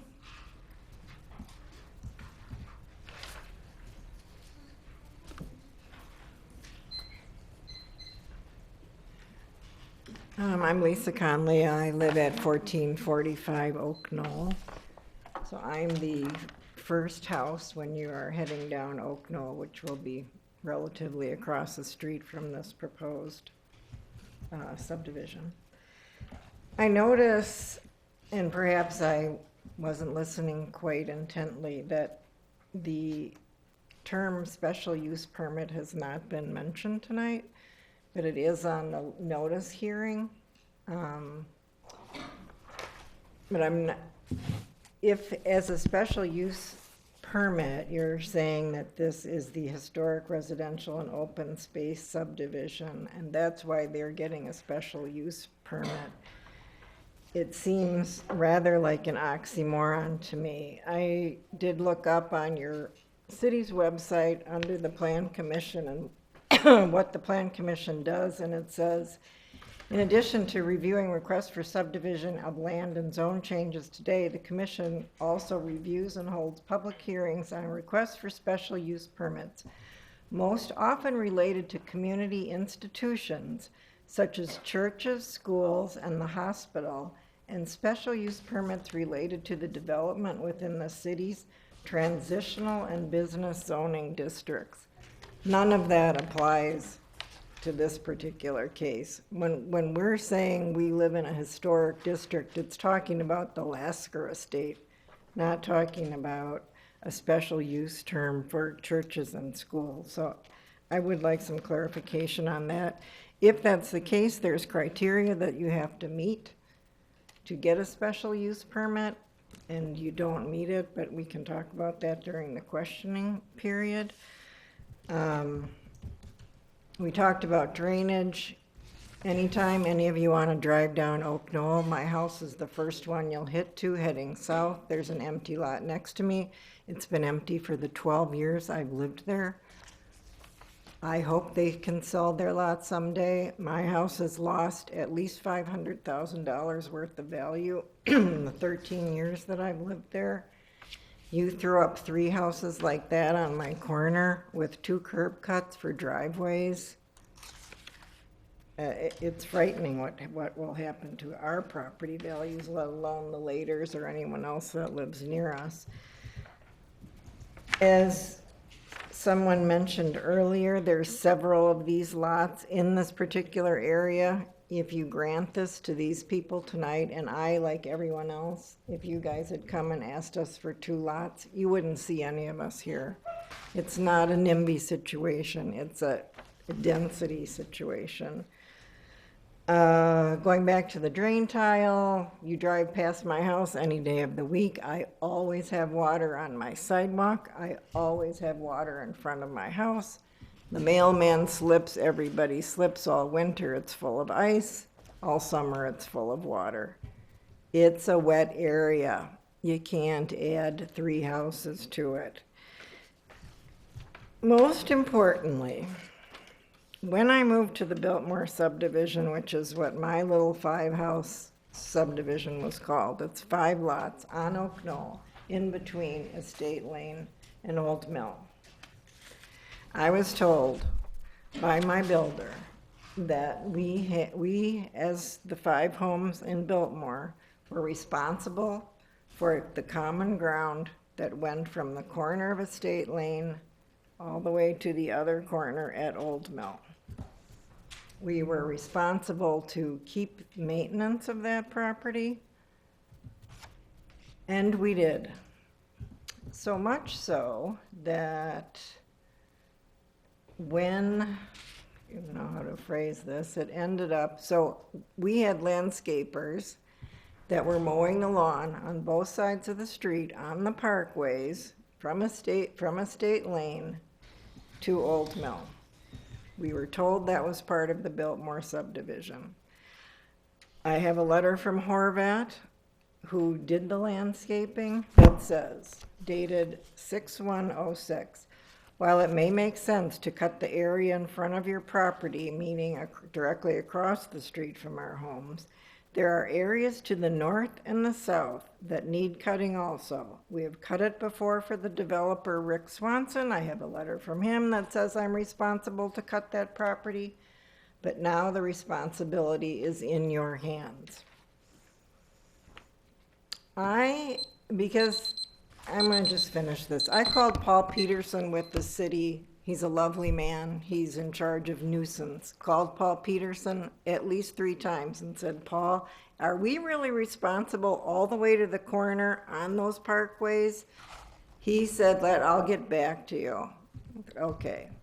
Gets back to me. He met with his supervisor, or he met with somebody in the building department, I don't know who, and said, Mrs. Conley, you and your subdivision are responsible to mow all the way end to end, both sides of the street, as part of the Biltmore Common Property subdivision.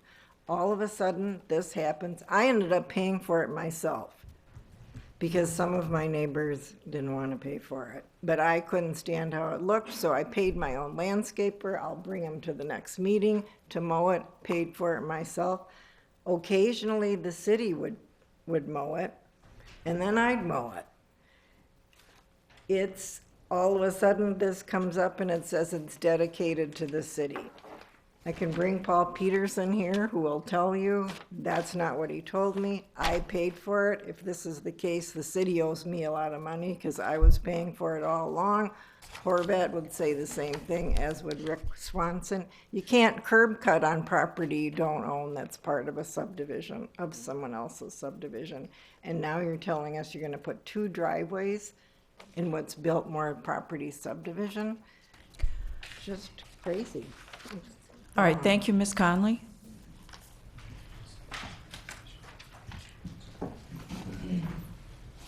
Next speaker is Jim Besurik. Jack?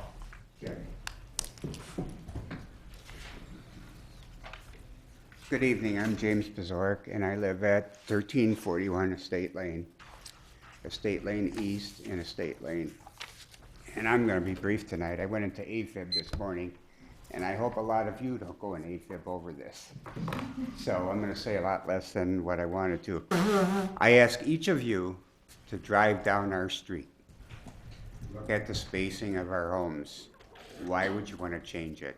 It's wonderful the way it is.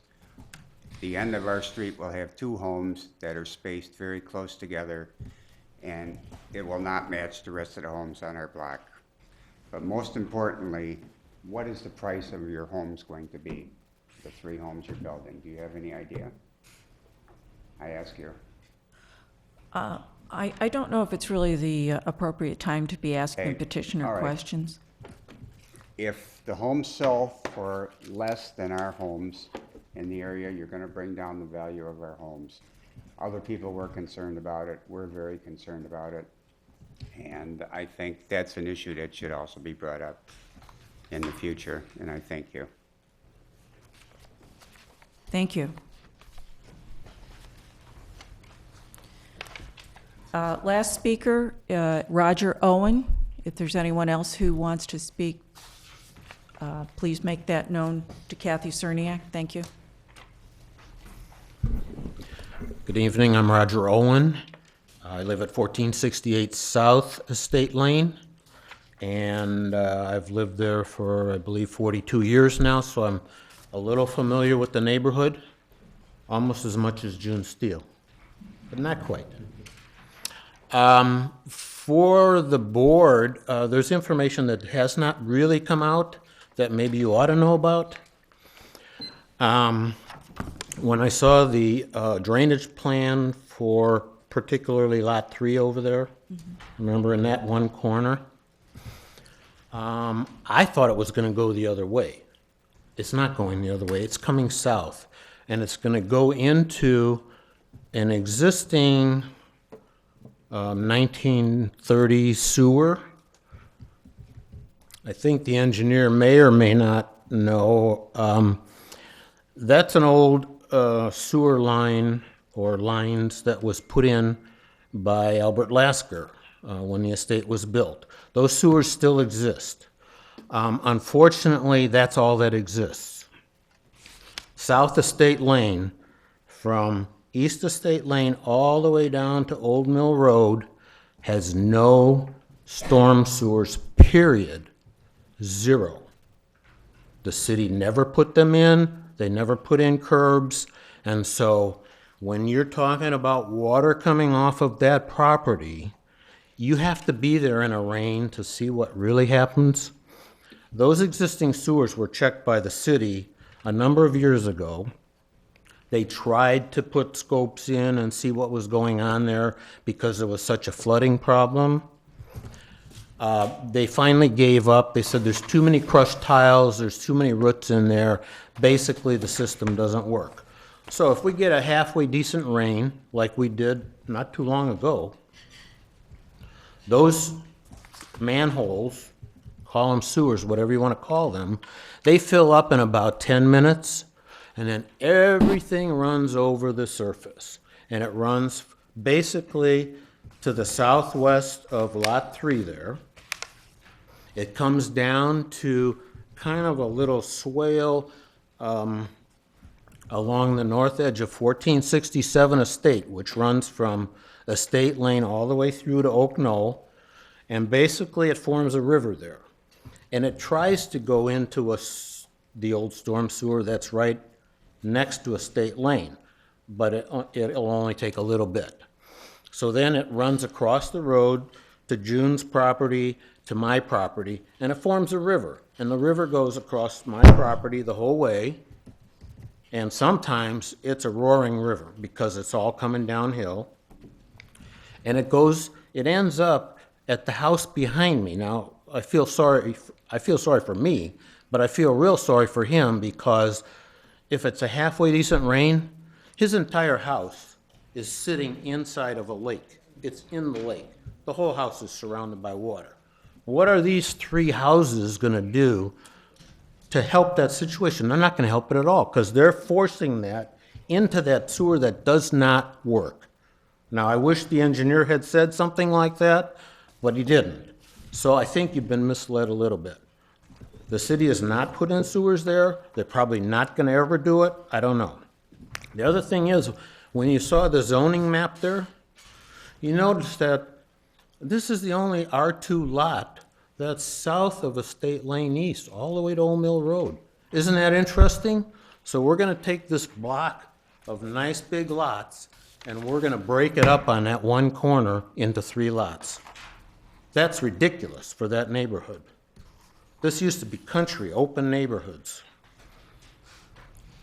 The biggest problem is the surface runoff and the lack of sewers. What they're doing, what their sewer people are doing is gonna aggravate that, not help it. It is not gonna help it in any way, because you got 4,000 square foot houses there, you got the runoff from the roofs, where now it goes somewhat into the ground. It's gonna be a disaster. And then we'll all be calling the city saying, we demand you put in sewers. That's what's gonna happen. Sorry. I put my name in to talk, but I haven't been called. And you're, sorry? I did a slip of paper to Kathy. So is there a chance we can say a few words? Well, can I not? If you remember receiving it, I don't, and your name, sorry? Jackie Blatchford. Yeah, I'm sorry, I don't have that in here. I gave it to you, Kathy. You did. I thought it was in there. I had one additional. Yes, please, speak. Great organization here. Well, all of my thunder has been stolen. My name is Jackie Blatchford. I live at 1411 Estate Lane, and of all the people, I am not a lawyer, I'm not an engineer, I'm not an architect, but I am somebody that lives right next door to Ray Pierbond, and my property abuts his property. Tonight, I have learned so much about what goes on in this area. I thought I knew. I've lived there for almost 40 years. Everything that everybody has said is so true and so honest. And my thunder, to say a funny word, I was going to bring up the question of the drainage. My thunder was stolen, and that's not a pun. You're supposed to laugh at that, but you're not. So thank you. And I have really nothing else to say except I think it's ridiculous to try and squeeze those 3 houses on that tiny lot. My lot is almost twice the size. I wouldn't even dream of doing anything like that. 2 we can live with, barely. But even that we don't. None of us want that. And I have heard from John Madigan and Mike Camera, and I don't know who else. Oh, Roger, you were the best. You really were. And I think I agree with every word they're saying. And as I say, I can't add to it. They've all put forward their situations, the issues so beautifully, and I'm very grateful to them. And thank you for letting me say a few words.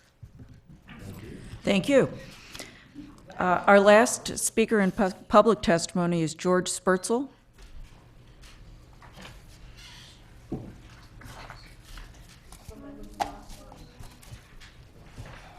Yeah, I'll be quick, since it's kind of repeating a little bit of what other people said. My name is George Spurzel. I live at 1523 South Estate Lane, which is on my property backs up to Oak Knoll, goes from Oak Knoll to Estate Lane.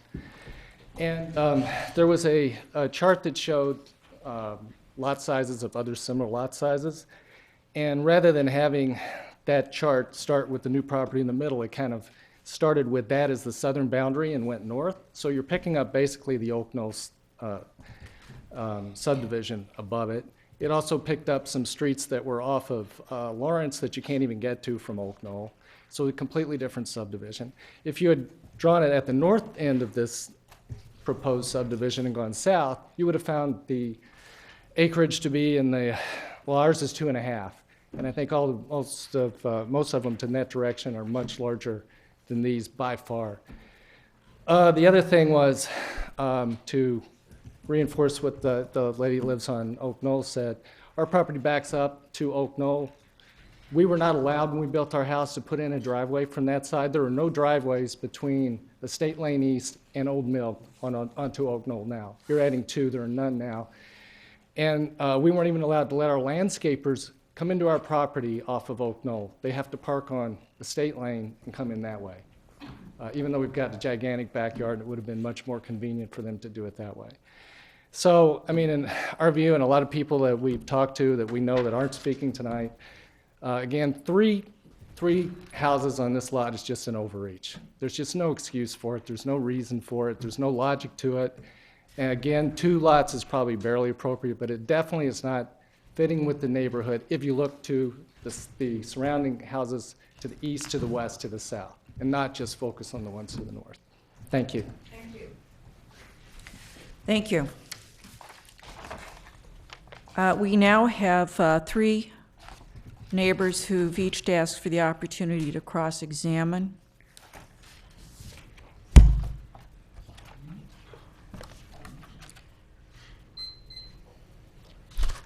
Kathy, at this time, is the cross-examination limited to the petitioner, or does it also include staff? They can pose questions to the staff as well. Okay, Sure. thank you.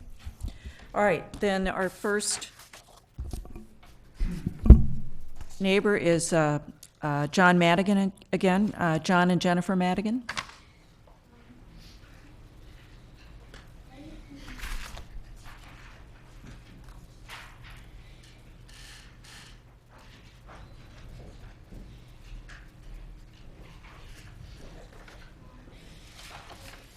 I'm going to be really brief. On a couple of questions I had were answered already. A couple of questions for Joy Corona on drainage. I believe that you said that if we could have that the slide showing the where it drains into the pond to the north. Yes. I believe that you said that the storm sewer flowing north doesn't have adequate capacity to take additional flow from the roofs. Is that correct? Do I answer during the cross-examination, Kathy? Yes, please go up to the podium. Thank you. I couldn't remember if I was supposed to wait till he was done. Thank you. So there's a watershed, which was the red line of 9-ish acres. That is all tributary to the storm sewer system. This stretch right here is undersized for the runoff coming to it, which would include hardscape roofs, porous roadways. So the watershed that drains to it generates a certain amount of volume and flow, and this system right here in this stretch is undersized. So it's undersized for the current Correct. the current buildings. And if I look at the proposal, there will be instead of one 3,500 square foot home, there will be 2 there on Estate Lane. Plus, part of the third on Oak Knoll may also fall in that red bordered area. If that's the case, I believe you said there won't be additional runoff going into that storm sewer. Would that be the case? The drainage areas are being maintained. So that was how we tried. I mean, it's not going to be this exact same line, but the drainage area that goes into Oak Knoll will be maintained, and the drainage area that goes to the south will be maintained. Okay, so there will be additional drainage off of the roofs of the additional buildings there going into the undersized storm sewer. Is that? The exact house plans aren't done. There's pervious hardscape that's going in. Okay. Okay, and if they don't, to the extent they don't go into the undersized storm sewer, the additional impermeable drainage is gonna go south into this area, into the, to the south-southwest flow. Yeah, again, as mentioned by Dan previously, the total new impervious is about 0.22 acres, roughly 9,000 square feet. So yes, a portion of that new impervious goes to the northeast, and a portion goes to the southwest of the 9,000 square feet additional. That's all, Roughly. thanks. Yeah, great, thank you. Okay.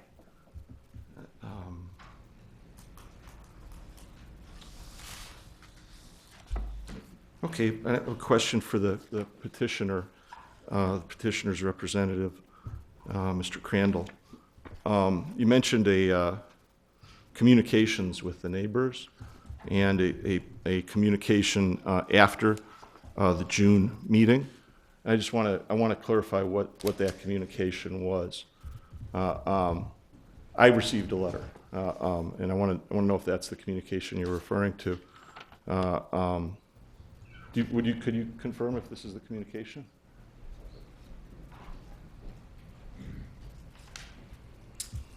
Yes, and as I indicated, there was a communication that was sent following the initial meeting, and I believe that communication was sent to those who appeared and signed in at the time of the June 10th initial presentation. That is correct. It did not go to all the neighbors. It went to, I believe it went to those who spoke that date.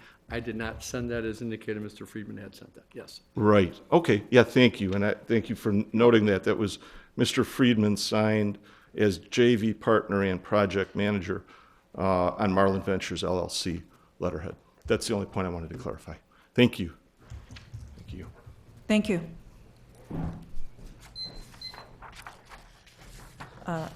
Next for cross-examination is Mike Kammerer.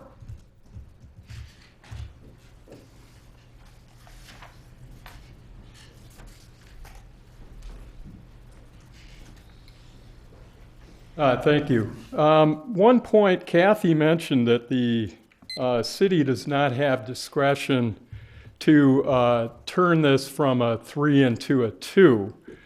But my understanding is that Lake Forest is a home rule community, giving it that exact discretion. I don't know if this is a comment, if this is a question or just a comment, if no one has. Kathy, if you have any knowledge of that, or? The city's zoning code does not provide the discretion within each of the zoning districts to require a lower density or reduced number of lots if the provisions of that zoning district are met. If variances are being requested or something special, the city does have more latitude, but that's not the case in this petition. Okay, I think as a home rule community, you may have that discretion. I'd ask that be investigated.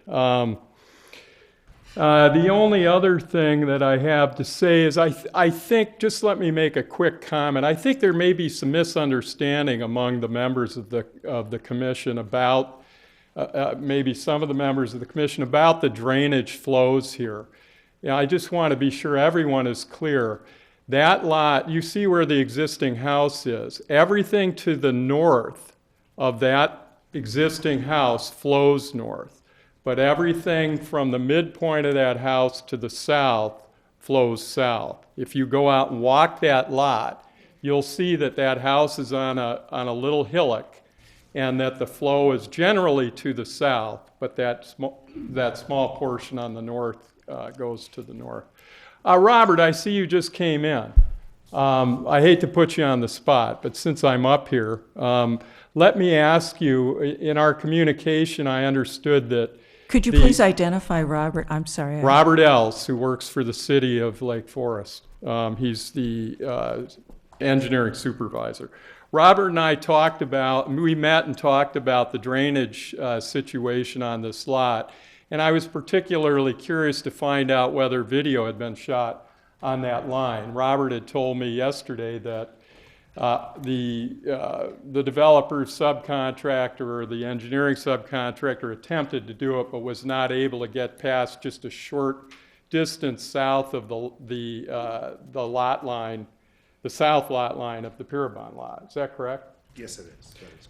And that then you attempted to help them from the city by sending your crew out, but they weren't able to find the correct manhole to look through? That's correct. The manhole, at some point in time, the lid had been buried. Okay. So as we know right now, there's no video that's been shot. A proper survey of that line has not been done. It is being done. It was started this morning by the city. Mm-hmm. They are going over to the catch basin on a state lane where that 15-inch sewer comes in, and they're going from the other direction.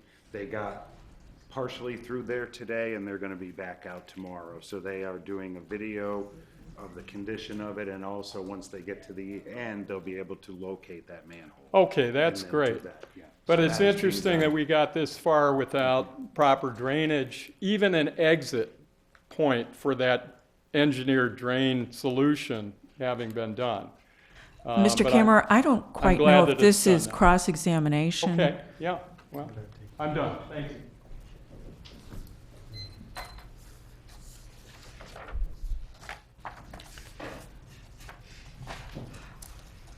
Lisa Conley has asked for the opportunity to cross-examine, and Mrs. Conley, if you would please ask questions of either the petitioner or the staff. Thank you. Just two quick questions. Am I wrong, Kathy, in that they are asking for a special use permit or not? Because this property is in the Historic Residential and Open Space Preservation District, subdivisions in those areas are approved through the special use permit process. They are not asking for the same type of special use permit as you mentioned. Churches are special use permits, private clubs, schools, the hospital. This is a different type of special use permit. The code requires that properties within this overlay district be approved not just by motion to approve the plat of subdivision, but also through a special use permit. What that does is allow multiple conditions of approval to be incorporated into the approving ordinance. So it's really a mechanism to approve a subdivision with special conditions because of the uniqueness of the property or surrounding area. I think two things about that. The uniqueness of our surrounding area, being the Lasker estate, I don't think that was the intent or spirit of the code to get a special use permit when that code was developed. I don't think they were thinking, oh geez, let's turn one lot into three in a historic district. Then my second question on that, is the criteria different than the criteria on the Zoning Board of Appeals special use form? The criteria that you have to meet to get this special use permit, is it different than these 7? Yes, there are points? specific criteria in the overlay district. Could you tell us what those are? I can't recite them off the top of my head, but we can certainly provide those in detail at the next meeting. We Yes, can respond in I'm full. sure we would like to see that and see that those conditions are met, because according to the Zoning Board of Appeals special use permit, they would not meet several points on the 7-point criteria that is shown on the Lake Forest website. In point 2, this is rhetorical actually, but if you don't own the property, you really can't put a curb cut or 2 into the property. Would that be correct? If someone else owns the property? The right-of-way to the east of this property on Oak Knoll Drive is city right-of-way. As you get further south in front of the Biltmore subdivision, some of that parkway on the west side of Oak Knoll Drive is part of the common space, as you mentioned. I was told by staff at the city that I owned all that space between, on the east and west side, from my house up to Estate Lane. I paid to mow it, called several times, It's in my letters from Dan Horvath and Rick Swanson. I'll have to pursue that, but I believe it's owned by the people of the Biltmore subdivision, and I'll contact them for clarification. But if that's proves to be true, you can't put driveways in our property. So thank you. All right, I know we've given a little leeway tonight because there is so much concern from the neighbors. At this point, we will have a staff response to the public testimony. Thank you, Acting Chairman. Just a few comments. I did want to clarify that notice was mailed out from the city on January 27th. I know there was a comment that the notice just recently arrived. It did leave our office on January 27th. 37 notices were mailed. I do want to one more time, not to over-explain this, but I want to explain one more time the difference between the overlay district and the underlying zoning. This property is within the R2 zoning district. The R2 zoning district allows minimum lot sizes of 20,000 square feet, lot frontage of 100 feet, and has various other provisions. Once sanitary sewers were extended into this area in the 80s, a number of subdivisions occurred in this area. Properties to the north were subdivided. Those properties are also in the R2 district. Some properties to the east were subdivided. The property immediately to the west was subdivided. So the Pierbon property remained in their ownership, and although it was zoned R2, it was not subdivided at that time. The multiple plats that appear in the packet, I do acknowledge that that's confusing, but those were prepared by the petitioner in response to requests from staff to prove up and prove up again that in fact 3 lots can be created on this property. And in fact, there is one of those alternatives that shows a 3-lot subdivision with completely rectangular lots that meets the R2 zoning district. Our code does not prohibit the use of diagonal lots. In fact, if you look at many lots in this area or throughout the city, there are diagonal lines. The code discourages irregular lots, and some of those lots are very irregular. There could be a large portion of a lot connected with a narrow strip and another large area, but a diagonal line has not been interpreted as being irregular. The Historic Residential and Open Space Preservation Overlay District applies to this area. And yes, I believe that in the 80s, when this district was applied to different areas of the communities, it was applied to areas where there were old estates, where there were known wetlands, where there were woodlands. And in this case, the likely rationale for applying the overlay district was the presence of the Lasker estate. And the overlay district offers flexibility rather than further restriction. It offers further flexibility in lot sizes, in setbacks, in lot shape. It does not allow either additional density or give the city the ability to mandate a lesser density. Separate from the overlay district, the city does have historic districts. We have properties that are designated as local landmarks. And I know in the past there have been some efforts to designate the Lasker Estate to create a historic district in this area. I believe the Preservation Foundation has talked about this area in the past. To date, at least to my knowledge, there hasn't been interest from property owners in the area in also establishing local landmark status for any particular property or a historic district in this area. I spoke a moment ago to the variety of plats. Again, we didn't mean to confuse the issue, but those were prepared by the petitioner in response to staff's request.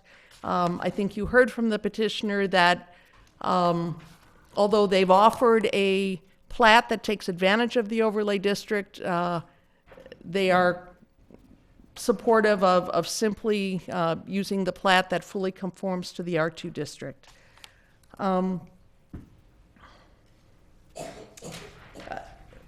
You do have a tree survey and a tree inventory in your packet.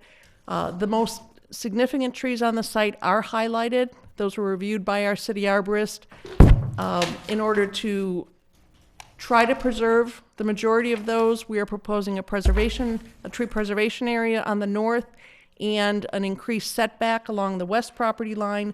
I did note that there were comments about a couple trees on the site that don't have a tag. We will have the city arborist go out and take another look at those trees. I think that covers all the items I wish to respond to. I do want to ask either Mr. Strahan or Mr. Strand or Mr. Ells if you want to comment.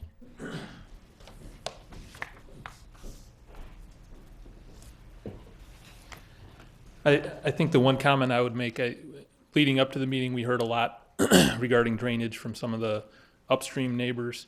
At the meeting tonight, we heard from a couple of the downstream neighbors that we hadn't heard from before, with some concerns about existing flooding in some of the downstream properties. I think we would like to hear a little bit more about the details of that so we can determine, is it a current maintenance issue, something we can address and fix in the existing condition, or is it something that might be exacerbated by the additional runoff that might come? So I would welcome more input on that from those downstream neighbors if we can get it. So, thank you. Okay.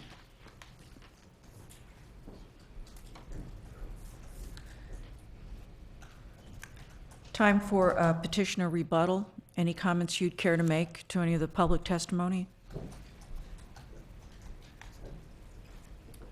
Certainly. First, thank you to all the neighbors who came out. Thank you for listening. I don't believe that at this time there's anything that we need to address or rebut. As I indicated, we'll meet with staff. We'll address anything that we can through engineering and all of that. The only comment, there was a question raised about meeting the 1-2 ratio. I believe in the packet, or if not available with the city, there was a study done by our engineer that indicated that we did meet that. I just want to make that clarification. Other than that, I thank you for your time. I look forward to seeing you next month. Thank you. Now it's time for any questions that commissioners have for the petitioner or staff. Mr. Henry? Commissioner Berg? Just so I understand the structure of the packet, Kathy, typically with these packets we receive, there's a certain amount of information in the front that I think staff supplies us with, some district maps and photographs, et cetera. And I believe that the petitioner's submittal basically starts with his application form, the standard form for plans. So then these images here that are preamble, are these are images, Kathy, that you guys put together? These maps and so forth? Yes, the zoning information, the Okay. lot sizes, and I believe there's a subdivision. Yeah, you know, this is for our next meeting, and I'm thinking that for informational purposes for us, and maybe the other commissioners that aren't here, and even the ones present, I find these overview maps to be particularly useful because they show, without a lot of peripheral information, but that photograph is almost impossible to really get a good abstract feeling for. And I'm wondering if you might be able to procure something along the lines of this, where you could actually show the lot, the proposed property, with your proposed subdivision lines on it for us to have as kind of a reference. And the reason is I think it gives a scale to the surrounding properties that might be kind of helpful for us, particularly because the R2 ends just south of Estate Lane. But I think it would be useful for us as a means of, do you understand what it is I'm asking? Maybe Kathy can help you afterwards. Yes. Okay. We can. It would be a great aid in understanding the proportions of the lots. And actually, I think it's pretty obvious there's some more drainage issues that maybe we need to work through a little bit more. I'd like to see actually some kind of a diagram that shows this existing line as it leaves the property and where it actually terminates. Does it go all the way to Old Mill? We're not getting, I think, the big overview that we might want to see. And then perhaps the city engineers could supply us with more information on the actual condition of that existing line. Commissioner Freeman? And I would also ask the city engineers to carefully review the drainage patterns. I mean, certainly the key issue here for most of the neighbors is exacerbating an existing situation. How much responsibility falls on the petitioner is one question. How can it be alleviated to the extent possible by this one subdivision? It seems there are a number of other issues with drainage in the area which I believe really fall outside of the petitioner's current request.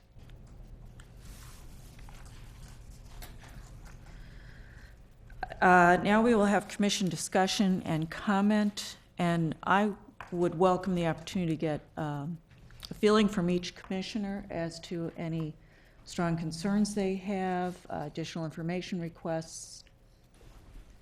Please. Might I ask for clarification then? Is the public comment period closed, but we're keeping it open for next meeting for new items so that we can hear from petitioner and the public if there are other concerns that are raised, discontinued drainage issue, all of those things would be relevant? Is that where we're at? Just to make sure that people know what to expect next time. Well, we had a discussion about that before. I think given the civility of all of the questions from the neighbors, if there's new information that can be added, we would certainly ask for that testimony in the future. But otherwise, the existing comments have been heard tonight and to a certain extent in June as well. So I'd ask for a feeling from the commissioners, but I would support having new information coming in. But that is also saying that we will have the staff engineers review all the existing questions that have been raised. Thank you. I would just,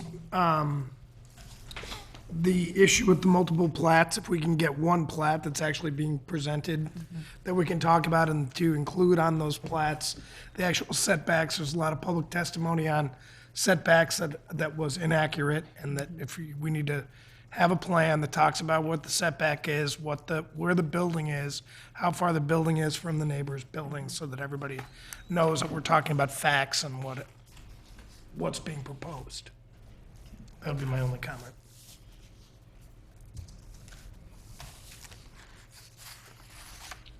Any other questions or comments, commissioners?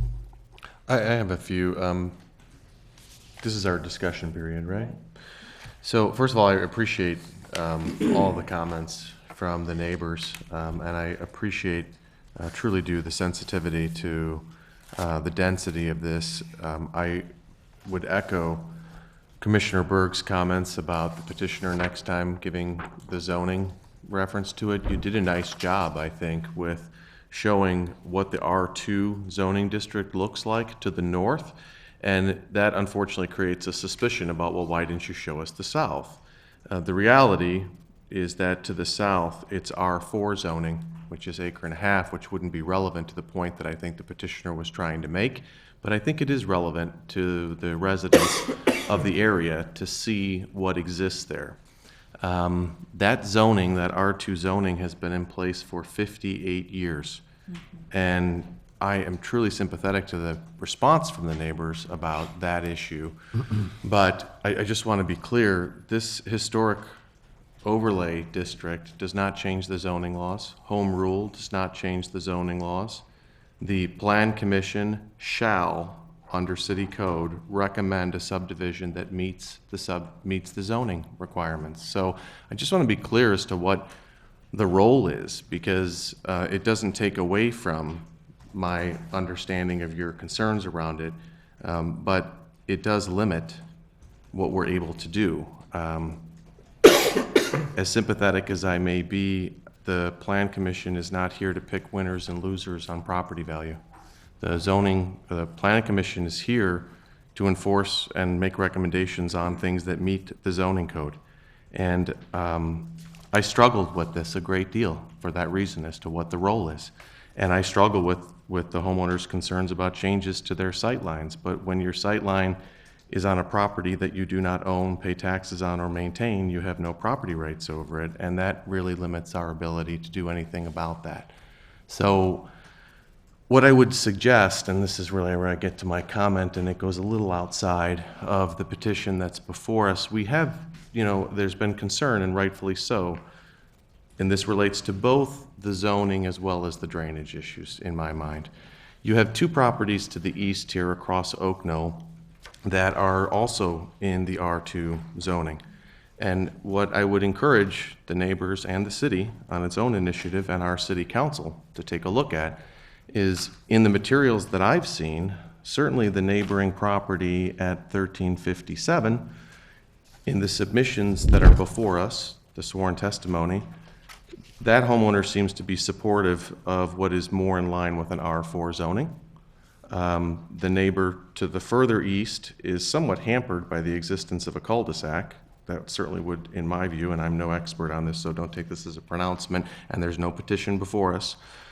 But it would be, I think, of benefit to inquire as to whether such a rezoning of that area now, some 6 decades later, makes sense. But that's not before this commission. I just raise it because I am sympathetic to the comments that have been made. There are steps that you can take, but you can't take them against a property owner who's owned the property since May of 2015. We certainly can't. And so I just wanted to try and put that in context. I want you to know that we've struggled with it. I think it is worth having the public have a closer look at what zoning looks like in the area, and then this understanding that an overlay doesn't change zoning. An overlay simply provides flexibility for the commission and the city council to be more flexible if it makes sense. That's all it does. What we have before us are 3 different options. The only one that doesn't meet the strict requirements of the zoning is in an attempt to preserve trees and to try and balance the corner lot as it relates to the rest of the subdivision. So it changes it from it changes lot 3 from,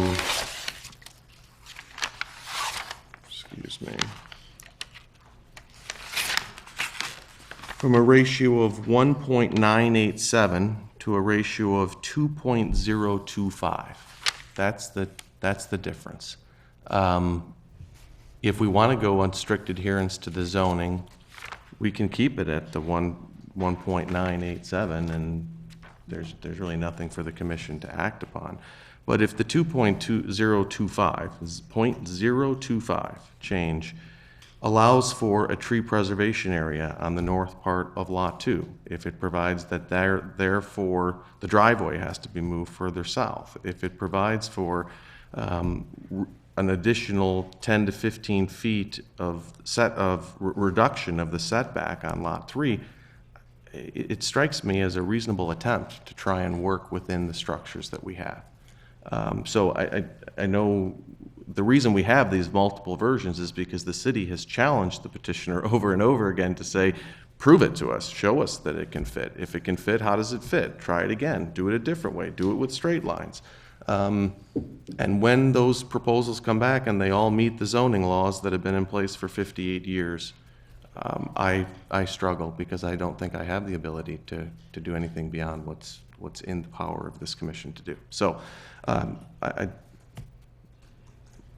I think those are my comment, I guess, leading to a motion would be that if we're going to come back with one petition, that it be the one that the city thinks meets as much preservation the natural treescape as we can. And I also would echo the comments of the other commissioners that, and I'm glad to hear the city's already got a review underway. I'll be very interested to hear the outcome of that. I would be interested to also see if there isn't a way to force the runoff from the gutters, everything that comes off the roof, into downspouts that then go into the storm drain that goes to the north. We've heard some testimony tonight that that may not be practical. I think that furthers the need potentially for changing the zoning, but that is not my role. But I certainly would encourage review of that by the city council. So, thank you. Thank you. Well, I had requests for things to see next time before, but I'll make some comments just so that people know how I come in on this. When I first saw it last year, my sentiment was that I thought that the subdivision was actually viable. I know that the lots to the south look bigger, but actually the R2 stops at the edge of this, and in fact, the neighbor just to the west has a narrower lot than what is being proposed, and so they benefit from that zoning. So I just see it as being kind of very much consistent in that area. So my thoughts about that are really a problem. I think the drainage, though, is more of an issue for me now because we've gotten some more information on it that we probably didn't have last time. I'd leave it there for now as far as my comments. I'd just make a few quick comments. We have 3 different plans from the petitioner, which shows that there are viable alternatives totally complying with the letter of the lot sizes. Still, the property is within the zoning allowed. There's no variance requested.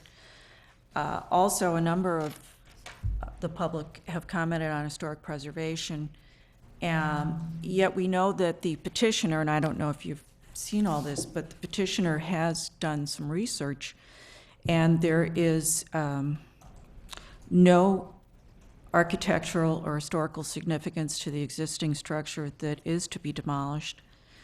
And from what I can see, except for some of the folks on South Estate Lane there, most of the neighbors who've come tonight are living in homes that are also not related to the Lasker estate or have historic significance.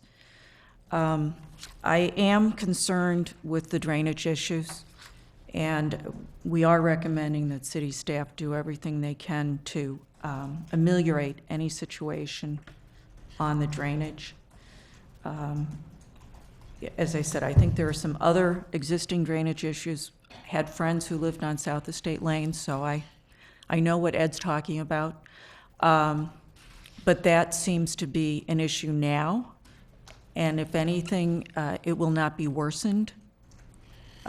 We would hope with the staff engineer's requirements, it would not be worsened by this subdivision.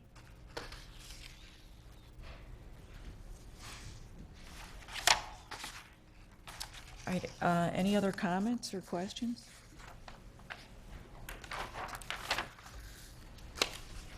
Well, I want to thank all of the audience for very civil discussion tonight. I know it's an emotional issue. And I know some of you feel it's a financial issue as well, so I certainly understand your strong concern. At this point, then, we are asking both the petitioner and the city staff to review in more detail these issues. And shall we make a motion to continue this discussion with only new, public testimony with only new facts for the March 9th meeting? So moved. Okay. All right, all those in favor? Oh, wait, could we have some comment on it, though? Sure. So in addition to continuing, and I Excuse me, was there a second on that? I'll second it. Thank you. Now you can have discussion. Thank you, Kathy. I'd also like to direct that the petitioner follow steps identified in the staff report, Kathy, about finalizing the plat. So for other commissioners' benefit, if we're going to have them go forward and finalize a plat, I think we owe it to them to pick one. So that would be my suggestion. I have indicated that I would be in favor of the, what is currently before us as C, which allows for the further reduction of the setback on the west side of Lot 3 and provides for a tree preservation area for the 30 feet at the north end of Lot 2. That would be, so that's part of my amendment, that would be the one that they choose to move forward on. I would also ask that we take the city engineer, Dan, up on your proposal to keep working out there to figure out, and for neighbors that are here tonight, and if they're not here tonight, encourage your neighbors to talk to Dan about what's going on downstream so we can have a full grading and drainage plan.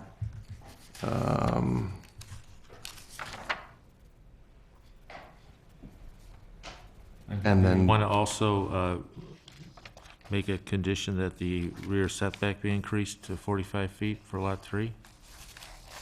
yes, that's subparagraph C of 1. So all of those that are in 1, I would propose. And then again, that final drainage plan, and then direct staff to develop final conditions for a final approval at our next meeting.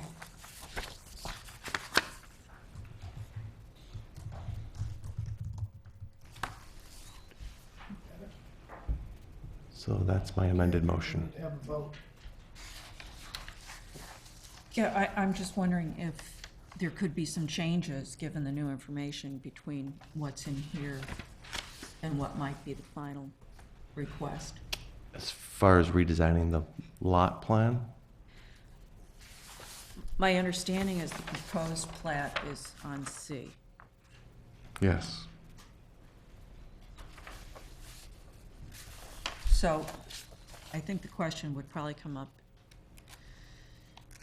if there was any reconfiguration, given any issues in the drainage. I'd support that.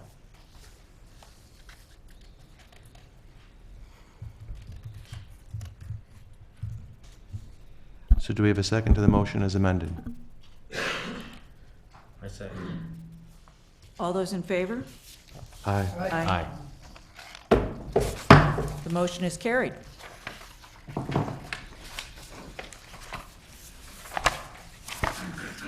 Any other motions? To adjourn? Second. All right, thank you. The meeting is adjourned.